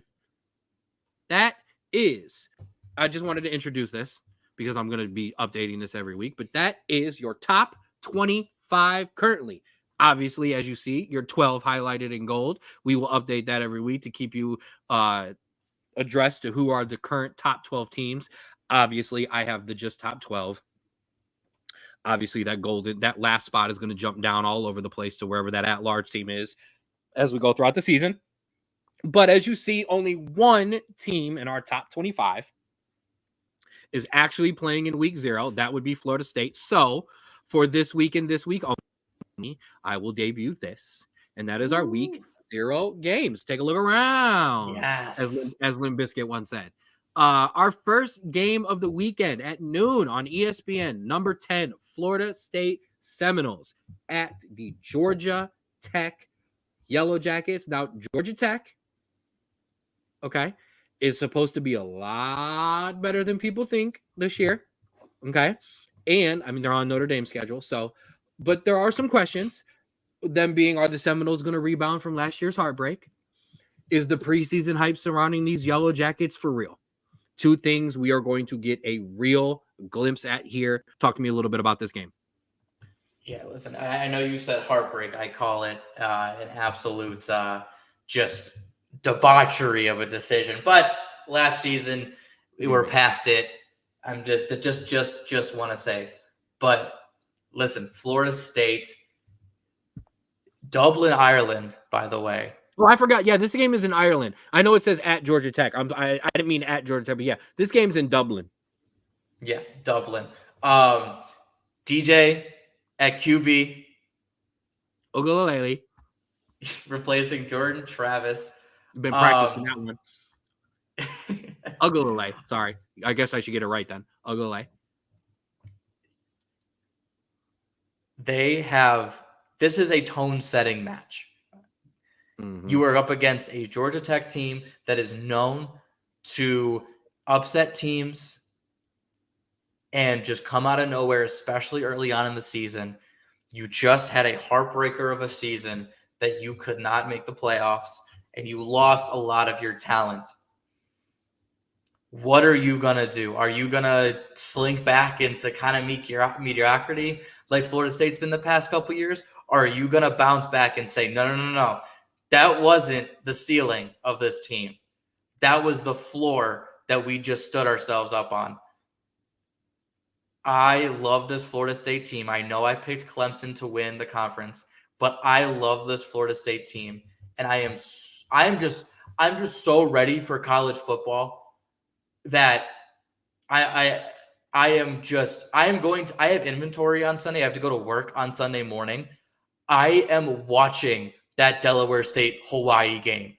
I am staying up and watching that game, and I have to go to work on Sunday. You ain't gotta tell me twice. I'll be traveling at 7:00 in the morning Sunday morning, and I still will be up to watch Delaware State or Hawaii. More on that later. Bets coming. Our second game of the week at 4 p.m. on FS1, the Montana State Bobcats take on the New Mexico Lobos. FBS, Montana State, are favorites over first-year head coach Bronco Mendenhall. You might remember that name as a former NFL running back. And the New Mexico Lobos. But watch out for Lobo quarterback Devin Dampier. Okay? I don't like this spread. It's minus 9.5 for Montana. I don't understand where all this respect for Montana State's coming from, but apparently everyone is apparently in all my hot takes, I missed some FBS stuff. Oh, thoughts? Are you out on me? No, I'm here. Listen, Montana State, I know they don't get a lot of credit, but hey, 4th in the FCS top 25. That's not nothing. The Lobos are rebuilding, and so having a rebuilding, bringing in a FCS opponent while you're rebuilding is massively dangerous. Just because you have a team in Montana State, their ground game is insanely good. They finished second in the FCS last season. They ran for 293 yards and 41 touchdowns. They brought back most of their top runners. And this New Mexico defense last year, they're it was an issue. They didn't have any pass rush, and they really can't stop the run. And so a rebuilding team that struggles on defense against a electric FCS team, this might be your first upset of the year in week 0. Wow. Listen, you gave me way more information than I was prepared for you to be giving me. So that's, hey, I still like it. I like what you gave me there. Might not agree with all of it, but I do like it. Our third game, our primetime game of the Saturday night on CBSSN, the SMU Mustangs take on the Nevada Wolfpack, the ACC debut of SMU, and they are 28-point favorites. This was as of a couple of days ago. I think that line has kind of stayed around there. Favorites at Nevada. And I'm just going to keep this short and simple. I think this SMU team is going to blow out some bad teams this year and lose to some good ones. And Nevada is on that rebuilding bad side. So I absolutely think SMU is going to roll Nevada. More on that later. Yeah, I mean, listen, Nevada, two straight 2-10 seasons. But they do bring in Texas defensive coordinator Jeff Choate as their head coach. But yeah, listen, you are coming with an SMU team that just won the American last season. They just left to the ACC, and this is also the only road game that they will have until October 5th. So I get it. I get that people have a lot of faith in Nevada on the rebuild, but they are also better. SMU is better than the team that went 12-2 last season.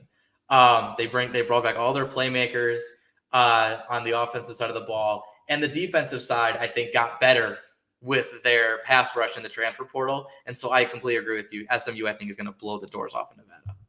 I like it. Like I said, more on that one later. And finally, my favorite game of the week. Yes, right. Yeah. Sorry, I'm going to say it over the Dublin, Ireland game. My favorite game of the week, the Delaware State Hornets, who are currently trying to get on a flight to find a flight because they missed their flight, travel to Hawaii to take on my Hawaii Rainbow Warriors at 11:59. There was no television network listed. Trust me, I will find this game somewhere, even if I have to do something that I can't say because I don't want us to get this episode pulled off of YouTube, but I will find this game. My Hawaii Warriors open up 38-point favorites against FBS Delaware State head coach Timmy Chang and quarterback Braden Shaker, and that 7th ranked returning production are ready to bring us back to Hawaii. Late game overs, late game backdoor covers and wins. Give me Hawaii huge and give me the over. Spoiler alert. Absolutely. Listen, Hawaii and head coach Timmy Chang finished 3 of their last 4 games with a win last season. The offense still hasn't really exploded yet, but Delaware State 1-10 last season, no offense. Defense had issues. I will say, though, Delaware, I think, has definitely revamped a little bit. They were young last season. I wouldn't say a rebuilding year last season, but let's get to our bottom and then build up. But no, I agree. Hawaii, I think they're playing UCLA the next week. They're at home. They want to tune up. They're gonna get moving. I also just love Hawaii. So yeah, give me Hawaii. All right, listen, I'm here. Can you still hear me? Oh, sorry. I had a technical difficulty there myself. I was trying to share something and it didn't work, and that's what I get. But hey, I like it. Listen, I've got more on all of these games coming up.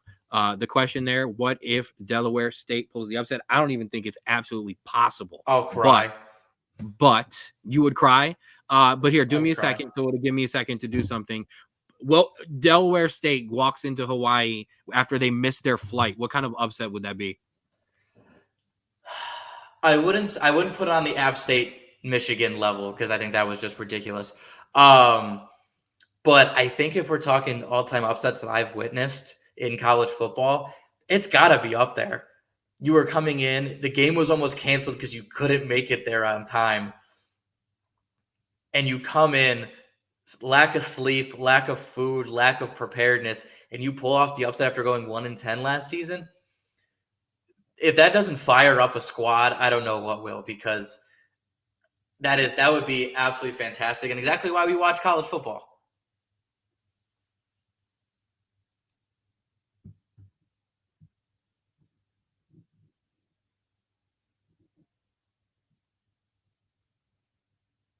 Beautiful. Sorry, that was perfect. And it actually gave me just the second that I needed. Now, I'm going to start a new segment next week. Okay. Where I give you the official Straub Sports Show parlay and bet of the week. I won't always make them massive, insane parlays. However, it's week 0, baby. So it's time for big bros, big bets. I so wish I would have done this during the Olympics, but it's time for big bros, big bets. Here, we'll just start small. We'll start straight up. You want to just nice and easy. There's Florida State money line, -425. If you are as high on an FBS team as apparently Vegas is, there they are. Montana State, -500. Heavy favorites on the road. Now, your upset city. If you believe in New Mexico to take care of business on their home floor there, +375 money line to take them at home. Georgia Tech, if you believe in them, if you believe that Florida State isn't over the hangover in the travesty, +325. And there it is. If you think for some reason this SMU team doesn't travel very well and is going to have an issue, Nevada +1300. I couldn't give you the line for Delaware State, Hawaii, because there is no line on the board for that game. Your parlays, let's have some fun. Give me that Florida State, Georgia Tech under. Pair it with that Montana State, New Mexico under. Give me the SMU 24.5. Yeah, that's where the line moved. Pair that with that over 56 and that over 57.5 and bring home a nice, beautiful weekend payday. Jeez. And if you really, and now if you don't want to touch any score lines, listen, we're only going big bets here. Now, if you don't want to touch any of the score lines, if you want to touch that, I understand. Florida State, Georgia under, then Montana, New Mexico State under, that over on SMU, and that over on Delaware State, Hawaii, +1,228. More big money, baby. God, it's been so long since I've looked at this kind of stuff. I took, and here, my 1-800-GAMBLER moment is I took the baseball season, most of college. Yeah, I didn't really do NCAA tournament betting. Baseball season, and I've taken most of this off to prepare for college football. So I'm ready, baby. Let's get week 0 going on a high note. I will have some good stuff coming for next week. Week 0 is always really tough because there's obviously not a lot of games, as you see, and some of the teams that aren't aren't teams that all of us are super familiar with. Tell me how much about about Delaware State. But week 1, I will have a massive top 25 parlay, some good upset picks, and just some stuff to put together. I did think about a soccer parlay for this week. I think I'm going to put one together. That one will appear exclusively on our Instagram page, our Instagram stories, and the Twitter page. So look out for the soccer footy parlay. That will be coming this week. Speaking of the footy, man, I know we had a little bit of a preview, so we kind of started that, but it absolutely feels awesome to say footy is back. Yes. Listen, I am so excited. I tweeted out I put it on the Twitter last week when we had Premier League. We had one half of our Saturdays back. We had our Premier League mornings back. We were just waiting for some game day and some college football this upcoming weekend. But love you, Rebecca. It feels good to have our Premier League mornings back. And you know what? We had some games. Wow. New graphic, new season, your Premier League review. You have obviously your top 4 in the blue for your Champions League. You have your 5 and 6 for Europe, and you have your bottom 3. Don't look at the team right above the bottom 3. They don't need to worry about that. But you have their points and you have their result in the review. As you can see, We had Brighton Hove Albion leading in the top with their 3 over Everton. Arsenal, Liverpool, and City putting out their wins. Very, very impressive from them, and obviously some defeats on that. Ken, give me your standout games this week. All right. So I'm going to start with the 2 teams that I'm actually all of my preview games are the 3 teams that I previewed in our Premier League preview. So I will start with the 2 that took on each other. Aston Villa 2, West Ham 1. Aston Villa kicked off their Champions League season campaign with a win, or playing in the Champions League this year, I should say. Onana with a header early on to get the first goal, and I wanted to preview this game because I want to give a shout out to my guy Colin, who I work with, massive West Ham fan, and I asked him, I said, man, what happened? He goes, you can't have old man Antonio trying to mark Onana.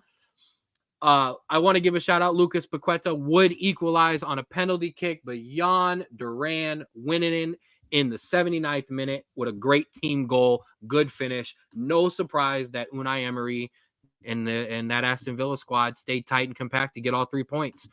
For West Ham, a lot to build on. They were not bad. Villa were just better.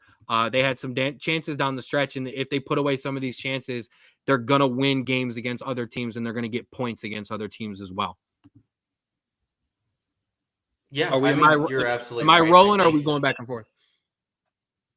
You can keep rolling. I just wanted to comment that, listen, this West Ham team isn't bad. Yeah. They're not going to be bad this season. But listen, Unai Emery knows how to win. He knows how to win games, and that's what you're going to get off this Aston Villa team. So Aston Villa doesn't lose this game. So my other game, Newcastle 1, Southampton 0. A red card and a goal for Newcastle. Shout out to Pop's team. We got to talk about this red card. For anybody who hasn't seen it, this red card is the epitome and the garbage and the reason that American soccer fans or American fans don't get behind this game. This play right here is 100% why. Fabian Schär was shoved over by Breton Diaz. Literally, he was just fully shoved over. Whistle was blown, foul was called. He gets up and got into Diaz's face, which I understand that no player should do, but they both got close to each other, barely touched heads, and Breton Diaz jumps, flops over, rolls around on the ground like he had literally been hit in the head with a hammer. The ref bought it, which was just disgusting, and Fabian Schär was sent off. Thoughts on just the red card? Yeah, no, it's an awful way to start a season, especially when you were trying to promote having better VAR and having better, decisions coming out of this. But yeah, no, that was absolutely rough. It completely changed the shift of the game, and it's one of those calls. However, hopefully. I will just say, hopefully when you go down to the end of the when you come down to the stretch of the season, those aren't points that's going to matter.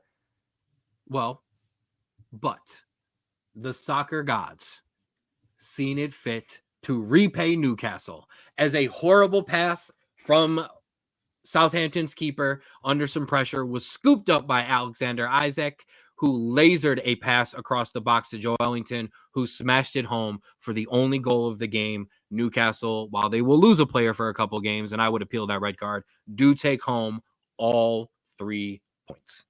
Drew, give me your 2 games after your final thoughts on that, and then give me your 2 games before we get to have some fun with each other. No Diddy. Listen, Newcastle, congrats on the win. Absolutely fantastic. I think that losing a player of his caliber will be tough, and I think that's kind of where the points I said come in at. Yeah. And typically when you go down a player like that, you do end up losing, but Southampton just is Southampton sometimes. But we'll move on. My first game, and I think it is something that a lot of fans of the Premier League are used to these past couple years, but something that I always like to see. Brighton dominated again. Brighton held Albion 3-0 over Everton. Kaoru Mitoma opened the scoring in the 25th minute. and that would be a 1-0. They completely just dominated the first half, and then in terms of possession, and then dominated in terms of goals in the second half because they added a second with Danny Welbeck and a third with Simon Adingra. I will get there. And Ken, a familiar face for you, Ashley Young, did pick up a red card in the 63rd minute. I do think this one was deserved. And so a tough start for Everton. First of all, last in I terms of love goal me a man differential. named Ashley. First of all, I love me a man named Ashley. Okay, love me Ashley Young. That's the song they sing. Love me a man named Ashley. Don't you talk about Ashley Young like that. Just rough for Everton all around. An amazing start for Brighton. Again, seems to happen every season where they start off gangbusters, and we'll see if they can continue it. Usually they can't. But for this Brighton team, I think this again just shows the talent that they are just pumping out of their system. And then as for Everton, I think this shows that they have been skating relegation for the longest time. And let's hope that these kind of results aren't going to continue because they might not be able to skate relegation again if they continue to play like that. You know what? I almost left it in. I almost left our Premier League predictor slide in. I have Everton going down for a reason. And it's results like this that are 100% the reason why. They have continued over the past 3 years to do nothing but sell their top players, sell their young players, and not come anywhere near to replacing them. Yeah, and so we'll see what happens there. Rough start for them. Another rough start, but I would say more out of disappointment than out of the table. Tottenham, like we said, are in Ken's Straub of the week, drew 1-1 to Leicester. Even though having more than double the amount of shots on target, 71% possession, 89% passing accuracy, 13-2 in terms of corners. But you know what? When you put a scrappy 37-year-old named Jamie Vardy on against that team, you are only going to get one result, and that is because that man knows how to beat, draw, whatever you need from him against any team. And Tottenham also know now how to bottle every single match that they're a part of. An early goal by Pedro Porro in the 29th minute had Tottenham flying. They look good. They look great. And then the second half, it just seemed that they were going to try to hold on to that 1-0 lead the entire time. And you can't do that against Jamie Vardy and Leicester. And the 57th-minute goal drew it, and they weren't able to gain any of their momentum back. And it ended up being 1-1. Same point as last time. This is why my Premier League predictor, I have Leicester City sitting higher than a lot of people feel, and I don't think they'll get relegated. And it's also why I have Spurs lower than a lot of people had, because I don't think this the complete team that people think they do. Now, this is where go ahead. I was going to say, I think if you give Solanke some time, I think that team is going to get a lot better now that he's their top striker. I just think that this is a Tottenham result. You underperform and you let the team that maybe had a little bit of motivation get over you. Yep. Now we're gonna do something fun this year. We're gonna switch things up for the Premier League. We will be reviewing each other's games and then asking for the thoughts from other said person, just so that it doesn't turn into every week 5 and 10 minute Chelsea and United rants. Unfortunately, I have to begin. Chelsea 0, Manchester City 2. This is going to go down as the Erling Haaland Cucurella game. If you don't know, after Cucurella and Spain won the Euros, Cucurella was on a stage and started singing a song about how Cucurella is coming and Haaland is scared and Haaland is running from him. And then we had to play the game. 18th minute. Erling Haaland gets played a ball into the box. Comes in to challenge him, and Erling Haaland shoved him off as if I was playing my son in a soccer game. Finished home, 1-0. Then in the second half, and Drew will talk about this, he would have either way, Mateo Kovacic absolutely smashed one from outside the box after kind of running through Chelsea's midfield at one point. He did not celebrate against his former club. I know Drew was going to speak on that. Like I said, either way, that game did finish 2-0. Drew, your thoughts on your opening game first. I do have a secondary question for you. I think this was a game that in spurts looked even and looked enough. We didn't get, I know it was 2-0. We didn't get clattered. We didn't get, absolutely shellacked. But I think this is a type of game that you see the difference of quality between a City and a Chelsea, where both teams at certain times can look like each other and look equal, but there is a level that they can get to that right now we just can't get to. And I think that's, especially early on in the season, I think that's what you see. And Cole Palmer didn't really get going. And Cuckoo didn't really get going. He had a couple opportunities, but didn't really make anything of it. And unfortunately, like I said last week, this is a team that's starting again. That's restarting and having to learn a whole new system, and it showed. Yeah, it doesn't help you that you have like 47 players on your squad. It doesn't. We're selling some. I know. Also, I mean, result aside, playing City, losing 2-0. I mean, it's going to happen to all of us at some point this year. I think kind of the issue for you is defensively. There were a lot of times when the game I was just like, wow, like it's been a very long time. Yeah, Chelsea gave up goals last year, but it's been a long time since I saw a Chelsea defense that just didn't know what they were doing. So, my secondary question, bit of a delay there. Go ahead. Oh, I was just gonna say, yeah, it's one, having to learn a whole new defensive scheme with another head coach, but it's two, not having guys like Thiago Silva, Rudiger, any of those real guys that can say, oh, I played something similar and get the line going.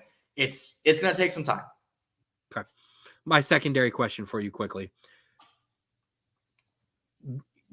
I sent you a TikTok, or I think it was an Instagram post about a Chelsea fan, complaining about the way these American owners are coming in and buying all these players and inflating prices and signing these 7-year contracts, and then just hoping at some point other teams are going to come in and then buy them for $1 as well, and kind of how bad it is for just the football economy. And on top of the fact that I do mess with you about having as many players on your squad as Manchester City does infraction charges, the philosophy at Chelsea Football Club right now, is there one? In terms of something that's being currently implemented, I would say there's a philosophy. Do I agree with the philosophy? No. I think that there's a very much a lack of scouting going on. I think that there is a tendency to see, you told we're not going to rant for 6 minutes, but you give me a question I'm going to rant for 6 minutes on. You have instead of scouting, there's a tendency to look at players that are doing well in other leagues and not even considering how well the translated can go. The perfect example is Mykhailo Mudryk. This is a kid that in the Ukrainian league absolutely destroyed with his pace and with his ball movement and his shot, and it's a very good shot. But if you look at that team, that is a team that as soon as it got on offense, and also played in the Champions League, was in a block and played out and sprinted to the other side and took on defenders. And that was all Mykhailo Mudryk's job, was to receive the ball, move on, and take on defenders and shoot the ball. Now you are making him defend. You are making him pass the ball. You are making him play possession against better opposition. That is not what his game is suited for. And so we see this time and time and again, especially recently, where you are bringing in players that have all the potential in the world, but don't have any actual talent that translates to how the Premier League plays and how Chelsea plays. And that is your massive issue. And I think that is why coaches are so frustrated and why Pochettino was so frustrated with not being able to talk about the players he wanted to bring in, because he knows how the Premier League works. He coached Tottenham for how many years? He knows how the Premier League system operates. He knows what players can and cannot play in the Premier League. And the board said, no, we're going to continue to buy players because we want to buy low on a lot of this talent and then sell high.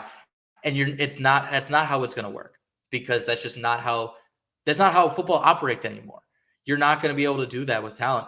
Teams know how much players are worth now and are not just going to do it because it's a United player or a Chelsea player. And it's beyond frustrating for me. Beautifully said. I think that kind of perfectly sums up the state of your football club right now. However, it was match day 1. We're good. We got time, and you have a European competition as well. So, all right. And we won today. There you go. Your turn. All righty. I saw you put on the jersey. Fair enough. Manchester United took on Fulham in a packed Manchester United crowd this weekend. It was. It wasn't sarcasm. It was a packed crowd. And it all seemed to be going how Manchester United games typically go.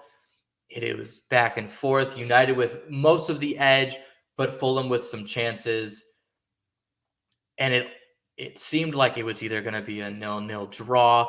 Maybe Fulham was going to sneak a goal and take all 3 points with not deserving, until Garnacho plays in the ball to Joshua Zirkzee, the new signing, in the 87th minute. He slots it away. Your defense controlled the game before and after for a 1-0 win. Ken, your thoughts on starting the season with a win, with a much improved team, and with hope going forward for this season? I don't want to say anything now. Man. First things first, Joshua Zirkzee. Zirkzee. Now listen, I love me some Rasmus Højlund. I have given him so much praise on this show. But to have a striker, a tall striker, who can just one touch the ball out of danger to his midfield players and get rolling up the field, it is amazing to have that again. Zlatan and Rooney were the last time I really, truly had one of those. And not only did he do it multiple times just to get us out of danger, he did it on the goal, one-touch passing, flicks around, and then, ball gets played to him and a nice one-touch striker finish into the net, and we get a win. First player to score on his opening day debut since fellow Dutch and United legend, one of my all-time favorites, and now member of the coaching staff, Ruud van Nistelrooy, who has had an amazing impact on all of our offensive players, our strikers in particular. Those words coming from them and the pundits, not me. I think we played well. I think we played well for this reason. This is a 1-1 game, a 2-1 Fulham win last year. So the fact that we really didn't give away many really big chances after the goal was great. Was great to see if you're a United fan. Lisandro Martinez, I mean, there was a reason he's on my fantasy team. There's a reason I love that man so much. He's an absolute bulldog. The Dutch murderer. I'm sorry, the Dutch assassin, as he's called. Harry Maguire was great as well. Bruno Fernandes, great. I'm going to do my best to pronounce his name in the actual correct way, not the way 99% of us mispronounce it, but Bruno Fernandes was great. And yeah, as you said it, the guys off the bench, Scotty the Body, McTominay was great. Garnacho came on and played great. Zirkzee obviously with the goal played great. In his first start played great. I think if I did have to be negative, Marcus Rashford's play was not outstanding. But if these kids can play, we're going to be able to give Rashford the time off he'll need every so often to kind of get rolling. But it was only week 1 there, match day 1. So, however, I'm excited with the 3 points. More than being excited with the 3 points, it was exciting to watch a football game in which not only did we kind of dominate chances like we normally do, we didn't have 7 or 8. Oh my goodness, how did that team not score? Yeah, and Chances on the other end. That's the one credit that I have for you, is that for the first time in years, if I'm being honest, I mean, last year you did go, but there were some signings I think that were just silly and dumb. This was the first summer that you made all of the right signings. You needed depth on defense. You needed some help. You got your defensive help. You needed a striker that, while we love Hoyland, you needed a striker that is consistent and able to work with your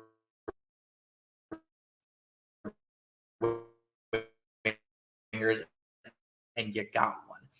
That is what you needed, and you got it. You're going to put your faith in Onana after if you heard me, you put a faith in Onana after a rough season, which I think is a good call. And you're banking on your players that took you there last season and adding better players to work with them. I think that this win was okay, we got it out of our system. We got the win. Let's keep it. And I think you're going to get better. I think that this 1-0, I think if you were playing Fulham halfway through the season, I think it's going to be 2 or 3-0. Thank you. I think you were going to be that good this year. I appreciate that. And my prediction reflected that, as I've continued to say. There's a reason I had us finishing second. I think we're going to be much improved. I don't think we have a chance to win the title, but I think we will be much improved. All right, Drew.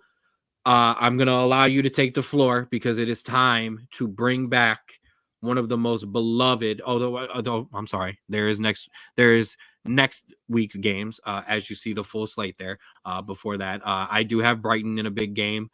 Chelsea does have Wolves in a chance to bounce back, which would be a big one for them.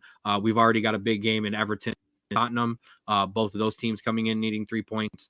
So we will see how that fares. Now, as I was going to say, I'm going to give you the floor because today marks the return, connection bearing, of one of the most beloved segments on the show. Drew, the floor is yours. Ladies and gentlemen, after an off season of maybe disappointing U.S. soccer, we come back after dominating the Olympics. Bring you the best segment on this show, where we show that Americans can play soccer too. They can go to the best leagues in Europe, and they can prove that they belong. Ladies and gentlemen, this is Americans Abroad. Haji Wright, he had 2 goals and a man of the match in a 3-2 win. Yunus Musa had an assist in a 2-2 draw. Josh Sargent had a goal, assist, and a man of the match in a 1-1 draw, on a 2-2 draw. Paxton Aronson had an assist and a man of the match in a 1-1 draw. And Tim Weah had an absolute belter of a goal in a 3-0 win. We are back. My spreadsheet is up and running and is humming. And I am so excited to watch random teams that I don't care about because one player is coming on for a sub for 10 minutes at the end of a game. Let's go. First of all, I pause the music because you're going to get us booted off of YouTube. It is a free and non-copyrighted song. It is allowed to be on there. I checked beforehand. Then your music can continue. I do want to point out this will also return random text from you that I get that some player is starting a game over in somewhere that I don't care about as well. This also includes all the goals that you will start sending me. Absolutely. I also feel weird talking through the national anthem, so we're going to just pause that. I'm excited for it. I also want to give Timmy Weah a shout because in the new Juventus system, he is out of that awful wingback role and back up in his natural attacking position. And Weston McKennie today just signed an extension with Juventus After so many rumors that he was going to leave and not practicing out of the squad, he has signed an extension to the 2026-2027 season. Good. Congratulations to you, Weston. I can't wait to see you under the Poch system. For all the jokes that he is out of shape and anything like that, those, regardless if they're true or not, those will all be put to bed. As soccer fans know, the Poch training is brutal, and we'll get those guys in shape. So congrats to him, and congrats to all those guys that scored, assisted, and got man of the matches this weekend. Absolutely. Yeah, I'm tired of Juventus undervaluing Weston McKennie, and then every time he's away from the squad, they back because they realize how valuable he is. But all right, man, massive show, packed show, but an amazing show, easily, hands down, minus all three of your connections. One of the most fun that I've had doing a podcast since I've started. I want to once again, thank you for just rocking with us, listening with us, commenting this week, and hanging out with us this week. Your final shout outs. Yeah. Thank you for everyone for watching and listening and supporting and commenting and liking and loving. Watch some football this weekend. Watch some soccer this weekend.